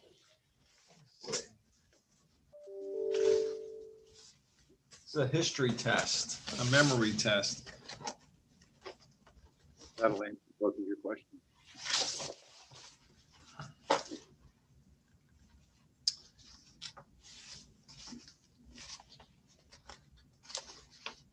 It looks like there was an ordinance 12-003 that had a number of small changes, grammatical issues. Maybe the best thing, if you want, we could provide this either to the commission or to the charter review committee so they can see what was done a decade ago. Okay, cool. Okay. Good. So my question is, was that effort considered effective, successful, or trivial? Oh, I would think it was successful. I think that they came up with a number of suggestions, and I think some of the items were approved by ordinance, and I believe some went to referendum. But I really have to go back in the notes some more to see, because that's why that whole memo explains the difference between what goes to referendum and what goes to ordinance. Right, okay. Linelda, when you get a chance, there's no rush at all. Would you take a look at that for us? Okay, thank you. Online, Mayor, I see that we did have a referendum in 2003 for the charter. So that might have been two reviews ago. But I do not see one from. Okay, well, we'll get it. So we'll get it. There's Thank no you. rush. Thank you. You know, off of the agenda, we're just speaking of referendum, charter reviews, etc. I was giving a lot of thought to the whole subject of the sewer pipes and the fact that we know legally we can do it, in 3 years, 350, not a legal issue. But the optics of it aren't so terrific. And there are a number of people, number of residents that might be concerned.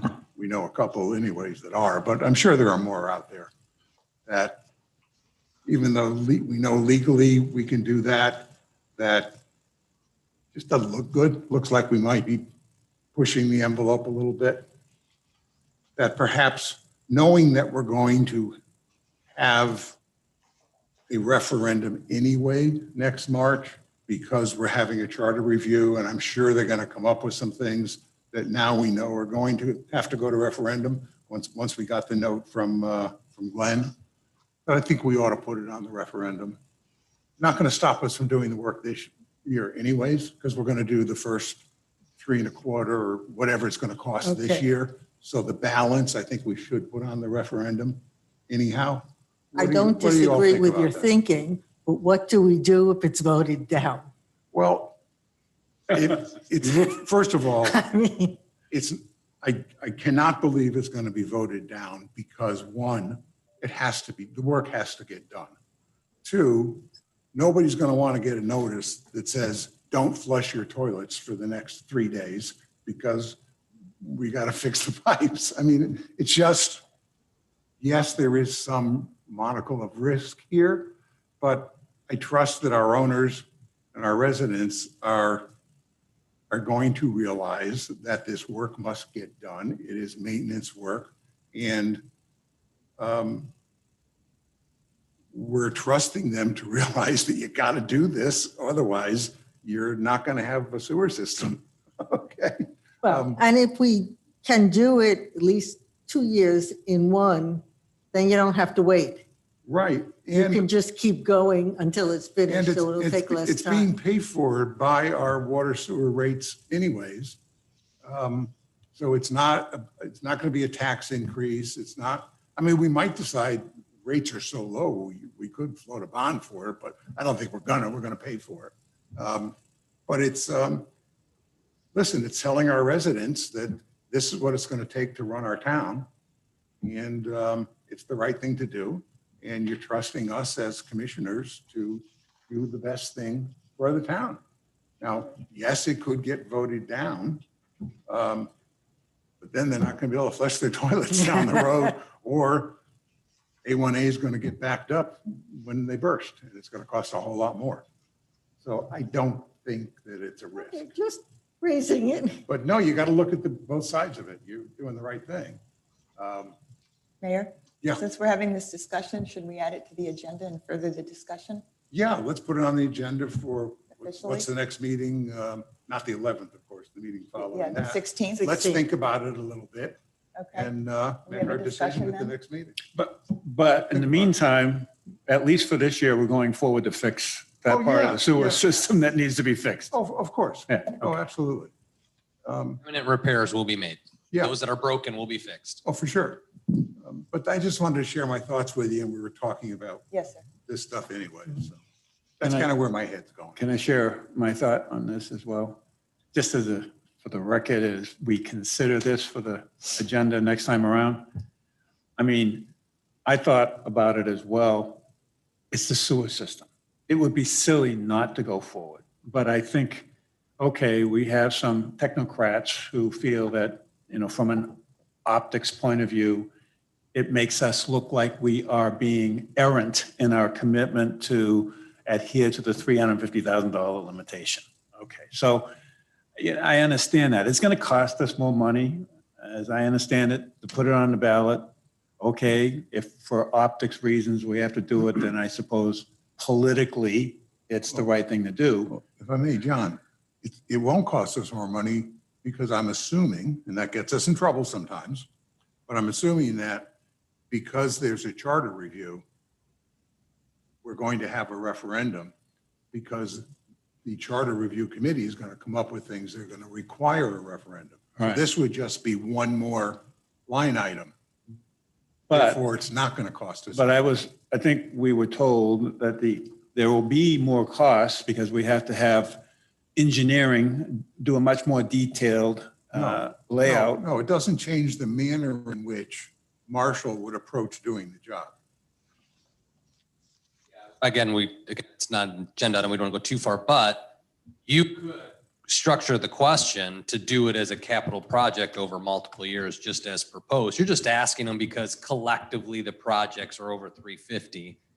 It's just kind of the belt and stirrups or belt and suspenders approach where you're just belt and suspenders. You're just trying to protect yourself. And you could ask the question to do a CIP project over 2 years. Nothing keeps you from asking that how to do it, or that you're allowed to spend money on X project and don't tell them how you're going to do it because it doesn't really matter. But just, can we spend X dollars?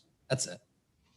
So we're not going to do any further or more detailed engineering just because we're going to a referendum. We don't have to. We No. could if we choose to, or maybe you feel compelled to Okay, at well, some point. But That's yeah. what I had heard, so that's fine. And again, if we're not going to hold up going forward this year and then year 2 and 3 will combine and that's going to be on a referendum, then for optics, fine. No, and I think this gives us time. I love the idea of, putting off Put it to on the the next agenda. meeting. We'll discuss it then. Yeah. Gives us time to talk to people, see what they think, see if we're just responding to a couple of people or do other people think this way. What we don't want is real negative optics. We know it's legal. That's not the issue here. It's The issue is- legal. It's definitely legal. That's not the issue. It's the optics. And we're here to service the needs of our community. That's what our job is. And we want to make sure that we have their full confidence. And it's not going to cost more to do it this way. If it was $50,000 more, I'd say, let's do a campaign to make sure the optics are okay, but let's not spend 50 grand for it. But it's not costing more. So then that begs the question, I don't hope not to really elongate the meeting. Why is it legal? Because there are at least a few who are concerned about the optics believe that it is illegal. the ones that believe it is not legal, one, are not attorneys, and two, they do not have licenses in Florida. And their practice does not include municipalities. You want to ask Okay. for Glenn's So, input? Glenn, do you want to chime in here? Yeah, I've obviously looked at this quite a bit, and I think the language is very clear that you can spend up to $350,000 on a project in any fiscal year. And in your previous conversations, you spoke about really 3 projects. You would do some segment in year 1 for up to 350,000, then you would do another project, which was be segment 2, and then year 3, and theoretically even year 4, if it, wound up going a little more than that. But I think the language is very clear in terms of per fiscal year. So we're back to optics. Okay, depends on where we come out at our next meeting. If we come out at the next meeting saying that we are concerned about the optics, then the legal discussion is a moot point. We don't even need to get into that. If we decide that we want to go with the legal side of it and not put it on the referendum, then we can have further legal discussions. But at this point, I don't think we need to waste any more time on it. Okay, let's move on. Next piece on the agenda. Oh, so there's any more discussion now on the charter review? Done? Okay. Okay, we're into the approval of the final water and wastewater rates, which can be found on 78. That's the summary, all the details, et cetera, run through to 156. And that's the whole reason, the old presentation and the details of the rates. When we do the rate approval, we have all the rates for everything that we charge. And that's why it's all in that package. All right. So I guess we'll start with you, John, like we usually do. Well, I think we've kind of beat this one to death. I don't see any reason, honestly, to beat it anymore. It all looks fine to me. I have to admit, there's no changes that I was able to see. This is basically a recap of everything we've done. So the study that's in your packet includes the tentatively approved rate structure that the commission approved that was posed by future Vice Mayor Natasha Moore and confirmed by our consultants, Mark and Robert confirmed that, and those are incorporated in this final report. So there's 2 steps today. Commission 1 is to approve the study. 2 would be to approve the resolution amending the fee structure, which is required by statute. And just to let you know, by statute, we also put a notice in everyone's bill prior to the rate of going into effect, which keeps us consistent with state law. So we're clean, but it's 2 steps. 1, there'll be a motion to just approve the study, and then 2, to amend the rates resolution to include the new rates for water and sewer. If I might add, on page 164, item 14, which is the last paragraph, just cross that out. That doesn't apply. Yeah, we'll have to remove section 14. We forgot to get that out of there. Where it has its annual rate adjustment, the last paragraph on the page, just cross it out. 164. So whoever makes the motion to approve that resolution, just strike section 14. Thank you. Thank you, Mayor.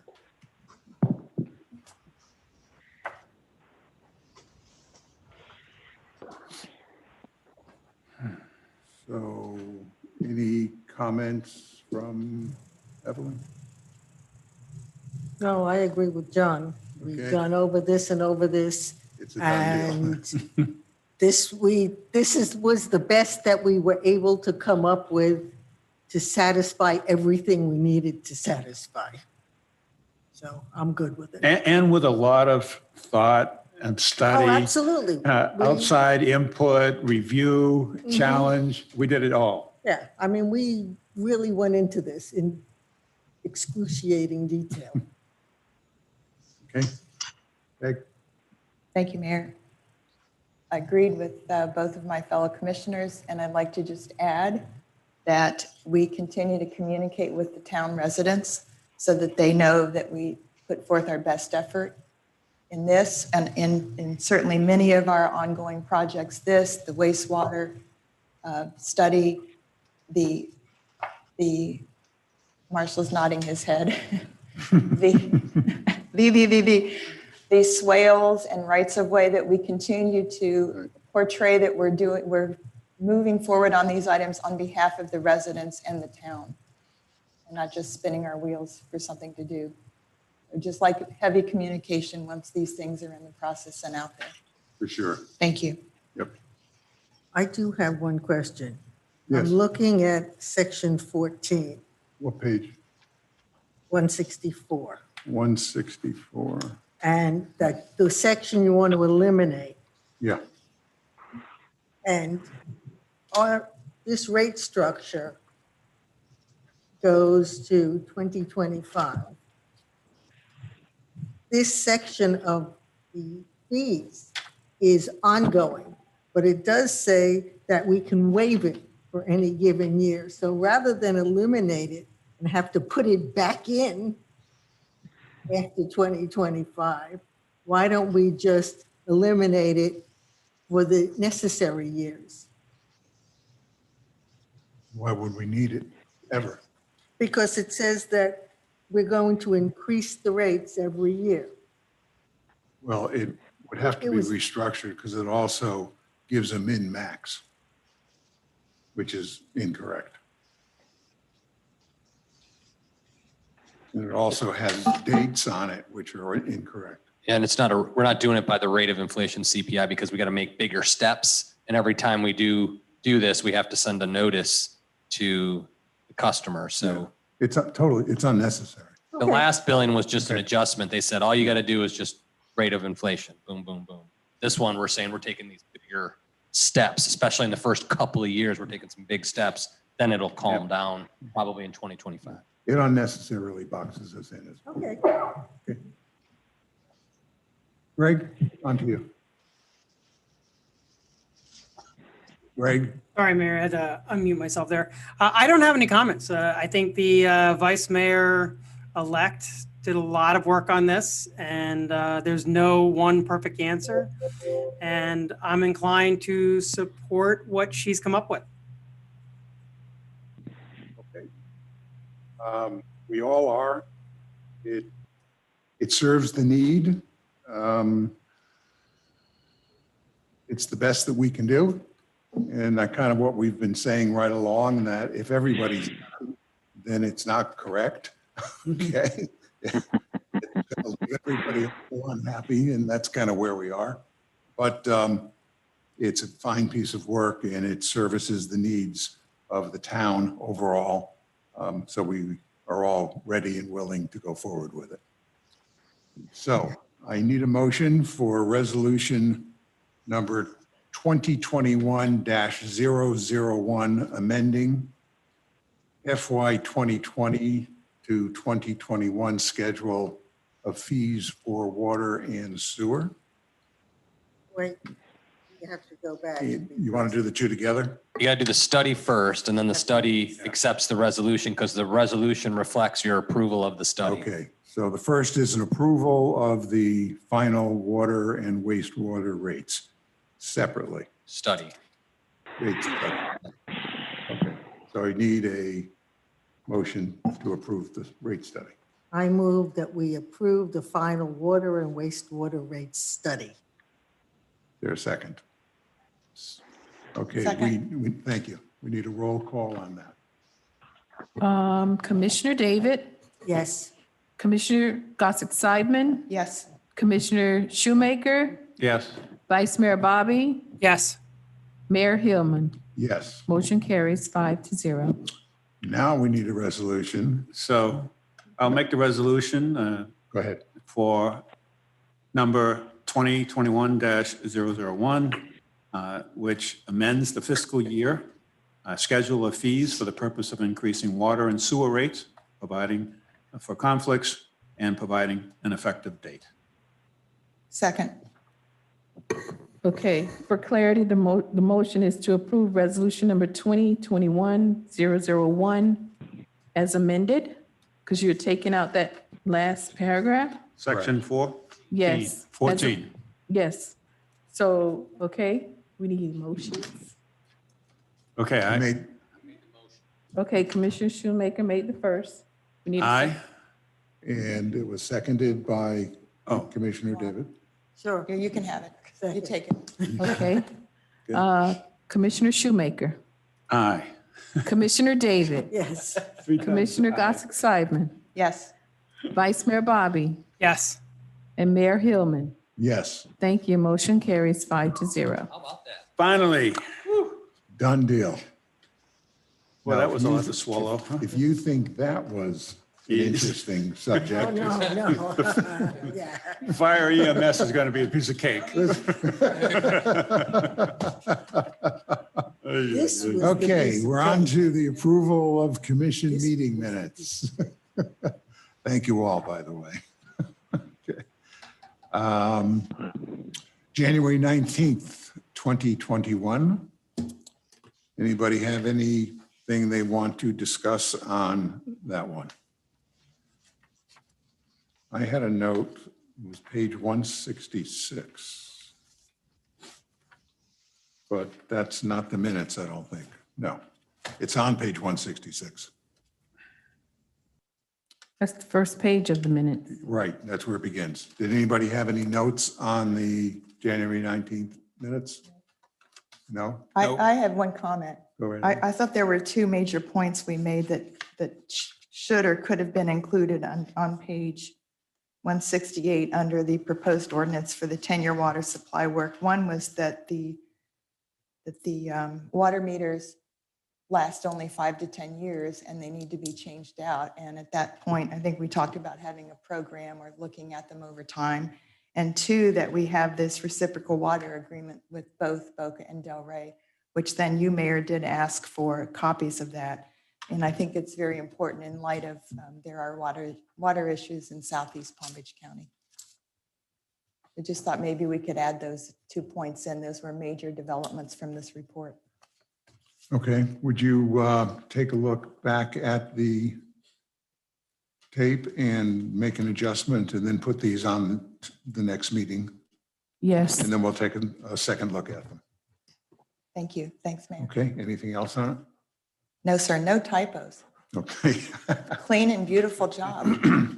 Okay, so we'll review the January 19th minutes again at the next meeting. Thank you. Let's move on to the February 2nd meeting minutes. Anybody have any comments on that one? Nope. No typos. Okay, Clean and beautiful. good. Can I have a motion to accept them? I make a motion to accept the minutes of our town commission meeting of February 2nd, 2021. Is there a second? Second. All in favor, say aye. Aye. Okay. On to commission comments, commissioner comments. Anything from you, John? I do have one, which is, I guess there was some concern, at least from one resident. In fact, I had the concern myself anyway, just based on my background in cyber technology. And that is SolarWinds, as you know, was hacked. It's a national disgrace, actually, that SolarWinds not only was hacked, but so many organizations within all of the federal government, many states, many municipalities, the DOD. It's unbelievable the damage. It is running into the hundreds of billions of dollars. At the same time, the concern was about Florida having a town where their water department was hacked. And for a time there, within, I guess, 20 minutes, they had to figure out what was going on before they stopped the water from being poisoned, actually. So then the question come up, and I've asked the town manager to speak about this because, as I understand it, our system is not going to be vulnerable to attack because of no access. But maybe you could elaborate a little bit more about this.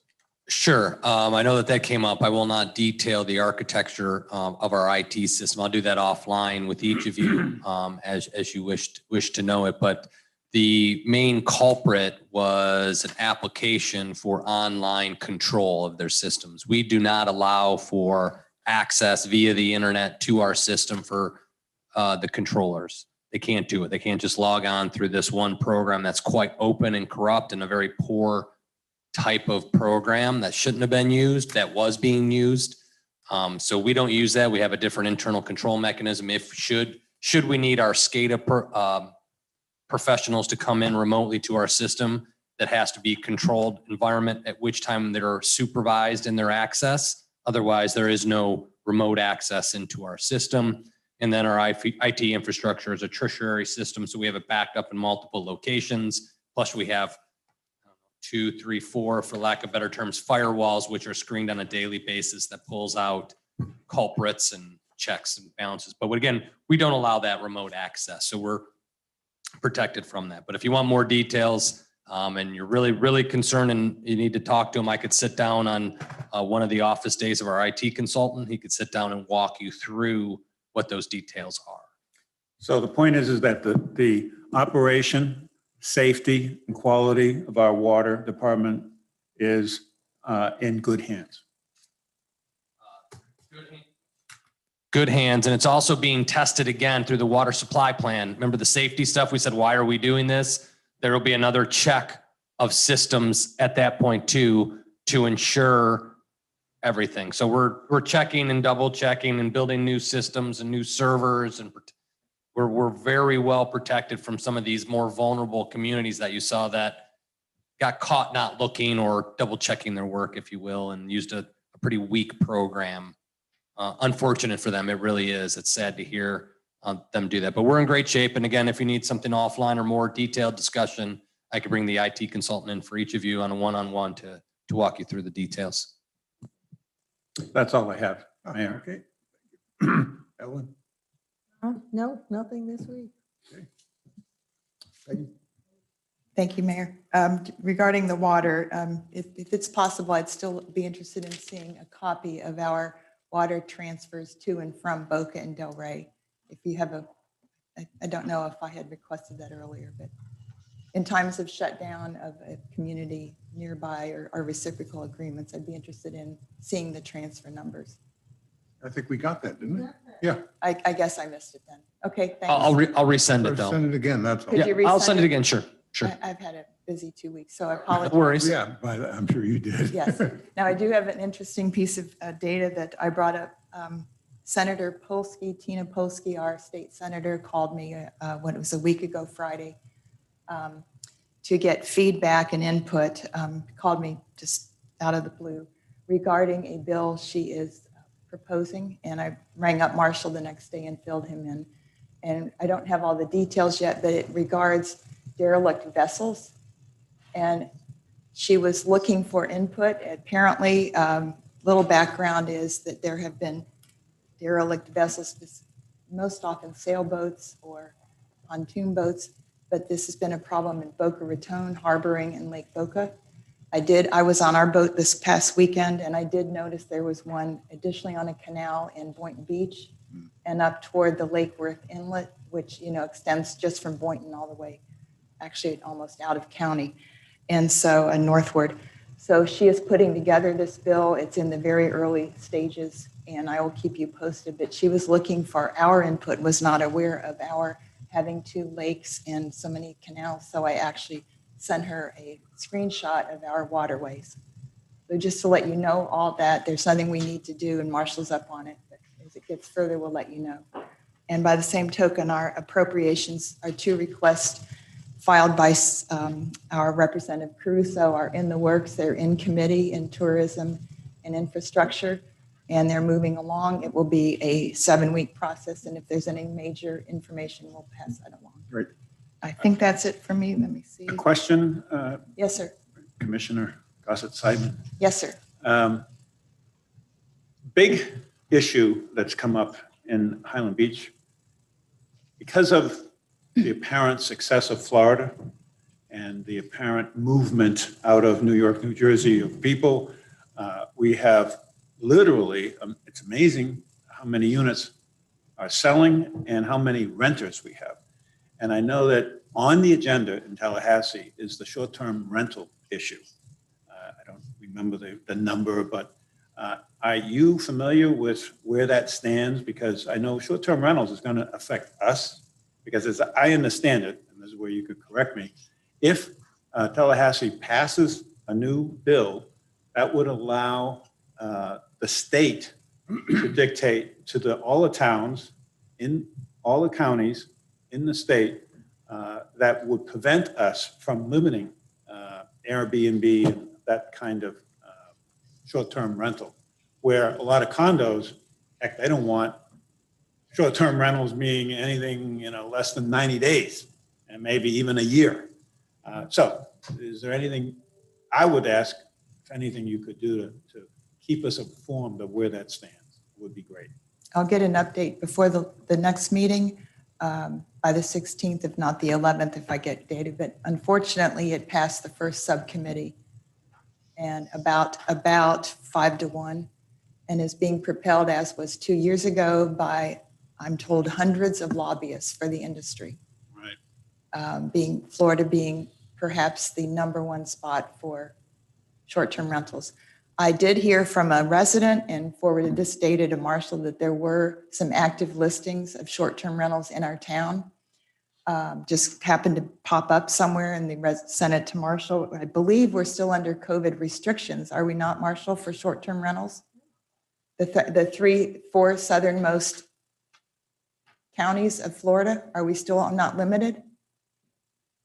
Or did that expire? I believe that one expired. I don't think It the governor expired? Okay. re-upped the limitation on durations on short-term rentals. I think, but that was not too long ago that it did relent, and we are looking into those properties in question to make sure that they're registered per our ordinance. Okay. Not that we can prohibit it because of the timing, but at least that they're registered and we know where they're at and what they're doing. So. Yes. So I'll get a further update, but what the proposed bill would allow the state to fully control Airbnbs and short-term rentals rather than municipalities. And that is where they're looking to. I mean, who wants a short-term rental next Bad door? deal. Well, would that include our ability to ask them to register? No, it may be that they are registered, but through the state, and then the state would inform us. That is not clear yet, and I'll find out. Because good luck getting the state informing you. I understand. Yeah, Yes, losing ma'am. control would be really Yeah. a problem. Right, mean, I think at we all least if agree. we know the locations, then our police can keep an eye out for problems where people don't know our rules and may inadvertently violate them. Right, and then the second question remains, if a condo board may supersede the state law. There's two schools of thought on that. Well, because it's contract, and when you buy into a condo, you're agreeing to the rules. And John is right, most of them do have limitations on rentals, whether it's numbers of times a year or length or whatever it is, but you've already contractually agreed to that. Right. So I don't know how that will affect. But I understand that the condo bylaws or charter or HOA bylaws are not superseded by the state. The state is able to supersede those organizations.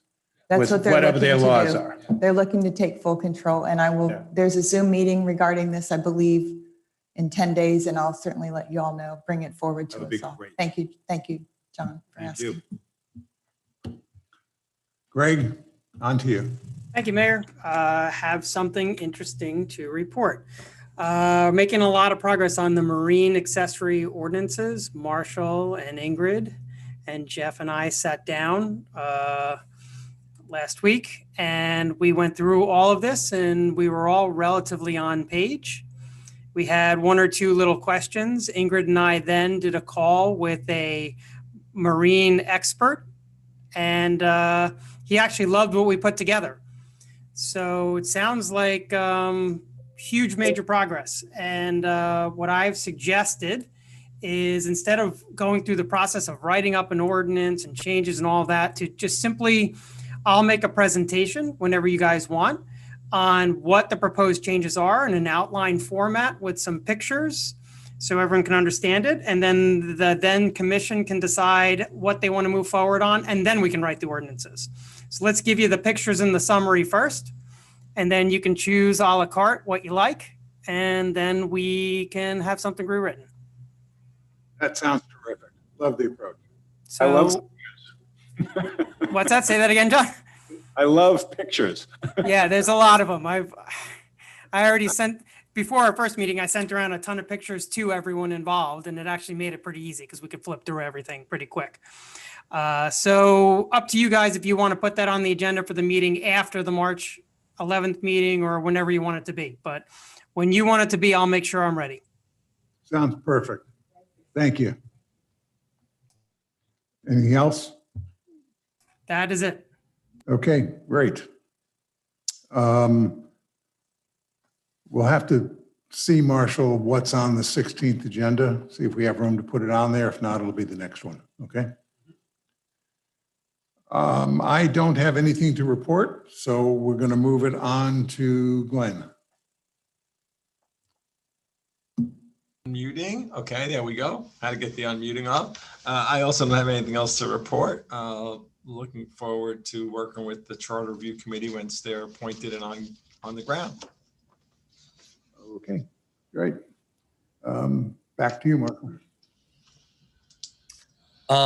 Everybody covered the things I wanted to make sure got covered. So this is really starting to come together. So there is an individual, if we recall, Margarita and John Chapelier came in to talk about manatees and the wake zones on the intercoastal a couple of meetings ago. Yes. She's been in conversation with myself along with Commissioner Shoemaker, Commissioner Gossett-Seidman, wanting to move forward. So I've reached out to her at this point and said, I will work with her and her internal work group and I encourage her to stay patient, but passionate, because this process is, as she's slowly starting to see, is going to reach a lot of resistance and roadblocks from the state agencies that are responsible and some of the federal agencies involved. But we're going to start meeting on a monthly basis and take many steps to meeting with some folks from Fish and Wildlife. Chief Hartman and I, we're going to meet with our folks that we know as it relates to the wake zones and things that we've been told in the past. And we have kind of this informal work group, at which point in time, I suggested to her that once we get a little more definition and understanding the steps and the process, because it's all driven locally, then we will be able to bring something back to the commission to see that the commission, how they want to handle it, how you all want to handle it, and what kind of resources and time and effort from there. So tentatively, we have this once a month work group. I think we're going to do a Zoom meeting with the Fish and Wildlife Division here next week as our first little kickoff. And then we're going to meet every month and try to make sure what is the steps and process. I figured that's a good way to start, is to map how we request a change. Of course, the state agencies are going to be very reluctant to move forward. But at least so we can communicate back to you, if we choose to do it, here's all of the steps and the process and action steps that we have to do. And then we'll be reporting back regularly. So I will try to give you an update, as probably she will as well. So the only thing I would leave out there is, unless there's one of the two commissioners wants to be more active, maybe we assign a commissioner to it now. So, because right now we've been good. We really have. Margarita is copying everybody on her emails, the two commissioners and myself. We just got to be careful not to interchange conversations for sunshine law. So if we want to tell her to just focus on one commissioner, I could say at this point, just work through me and I'll copy everybody. There's a whole bunch of communications and stuff like that. So that would be the only question, if you guys want to do something like that, or just hold tight for a month or two until I can meet with them and see the group and who they are and go from there. But that's just a quick update, but that's where that group is. And the other update is it's here, it started March 11th, we kick it off. We wanted to chat about the environmental board. Oh, yes. To come back to that. Apparently So there are three people. So this, Now interested? Yes, sir. thank you. But you, one guys. in my neighborhood and then this Maggie Chapelier and her husband, though I don't think two persons of the same family may file to appear on one board. Perhaps he'd be interested in another board. Yeah, so she reached out to Lineldo. Lineldo will send a board application. Again, I don't know. Let's just see if they apply, how it goes, because we still have 5 vacancies on the other board still. And this is maybe 1, maybe 2 that might be interested in the Natural Resource Board. And then we're still running with 4 short boards. But we'll get to the board applications and see how they accumulate. But we still have what those other, FABs short 2, appeals and adjustments 2, planning board 1. I mean, that's still a lot of folks. And there's only 3 residing on the Natural Resource Board. Maybe Linelda can give us any updates on conversations she's had with those members to, if they're interested in another appointment, but we're still short. So even if we get 2 more, we're still vastly short of taking those next steps. So we're, she could go ahead and recruit, I guess, and that's not a big deal. And we'll just see how they come in and how many we get. Yep. Okay. Mayor, Yeah. my question is, Marshall, is this due to COVID or is it restricting people from joining boards thinking that they have to meet in person? Is that a potential problem? Because I don't remember this many shortages for a long time. I'm going to take a more positive spin. I think we're a victim of our successes. Okay. I think I'm going to go that way. I think people are trusting what's happening. The actions of this commission, the work of the other boards has been successful. We've been above board, clear, and engaging the community to participate. I think people are just generally comfortable. I think COVID probably does, maybe scare some folks off, but they should know that we are doing virtual outside of our quasi judicial boards.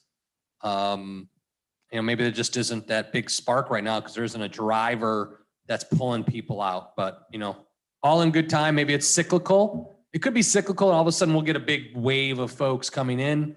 But at this time we're short, and it's not, we've been putting ads in the papers and out there, and we talk about it every meeting. It's the front of the agenda since I've been here.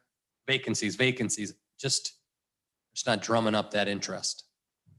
Just for everyone's information, I think things are going to radically change quickly. Vaccinations.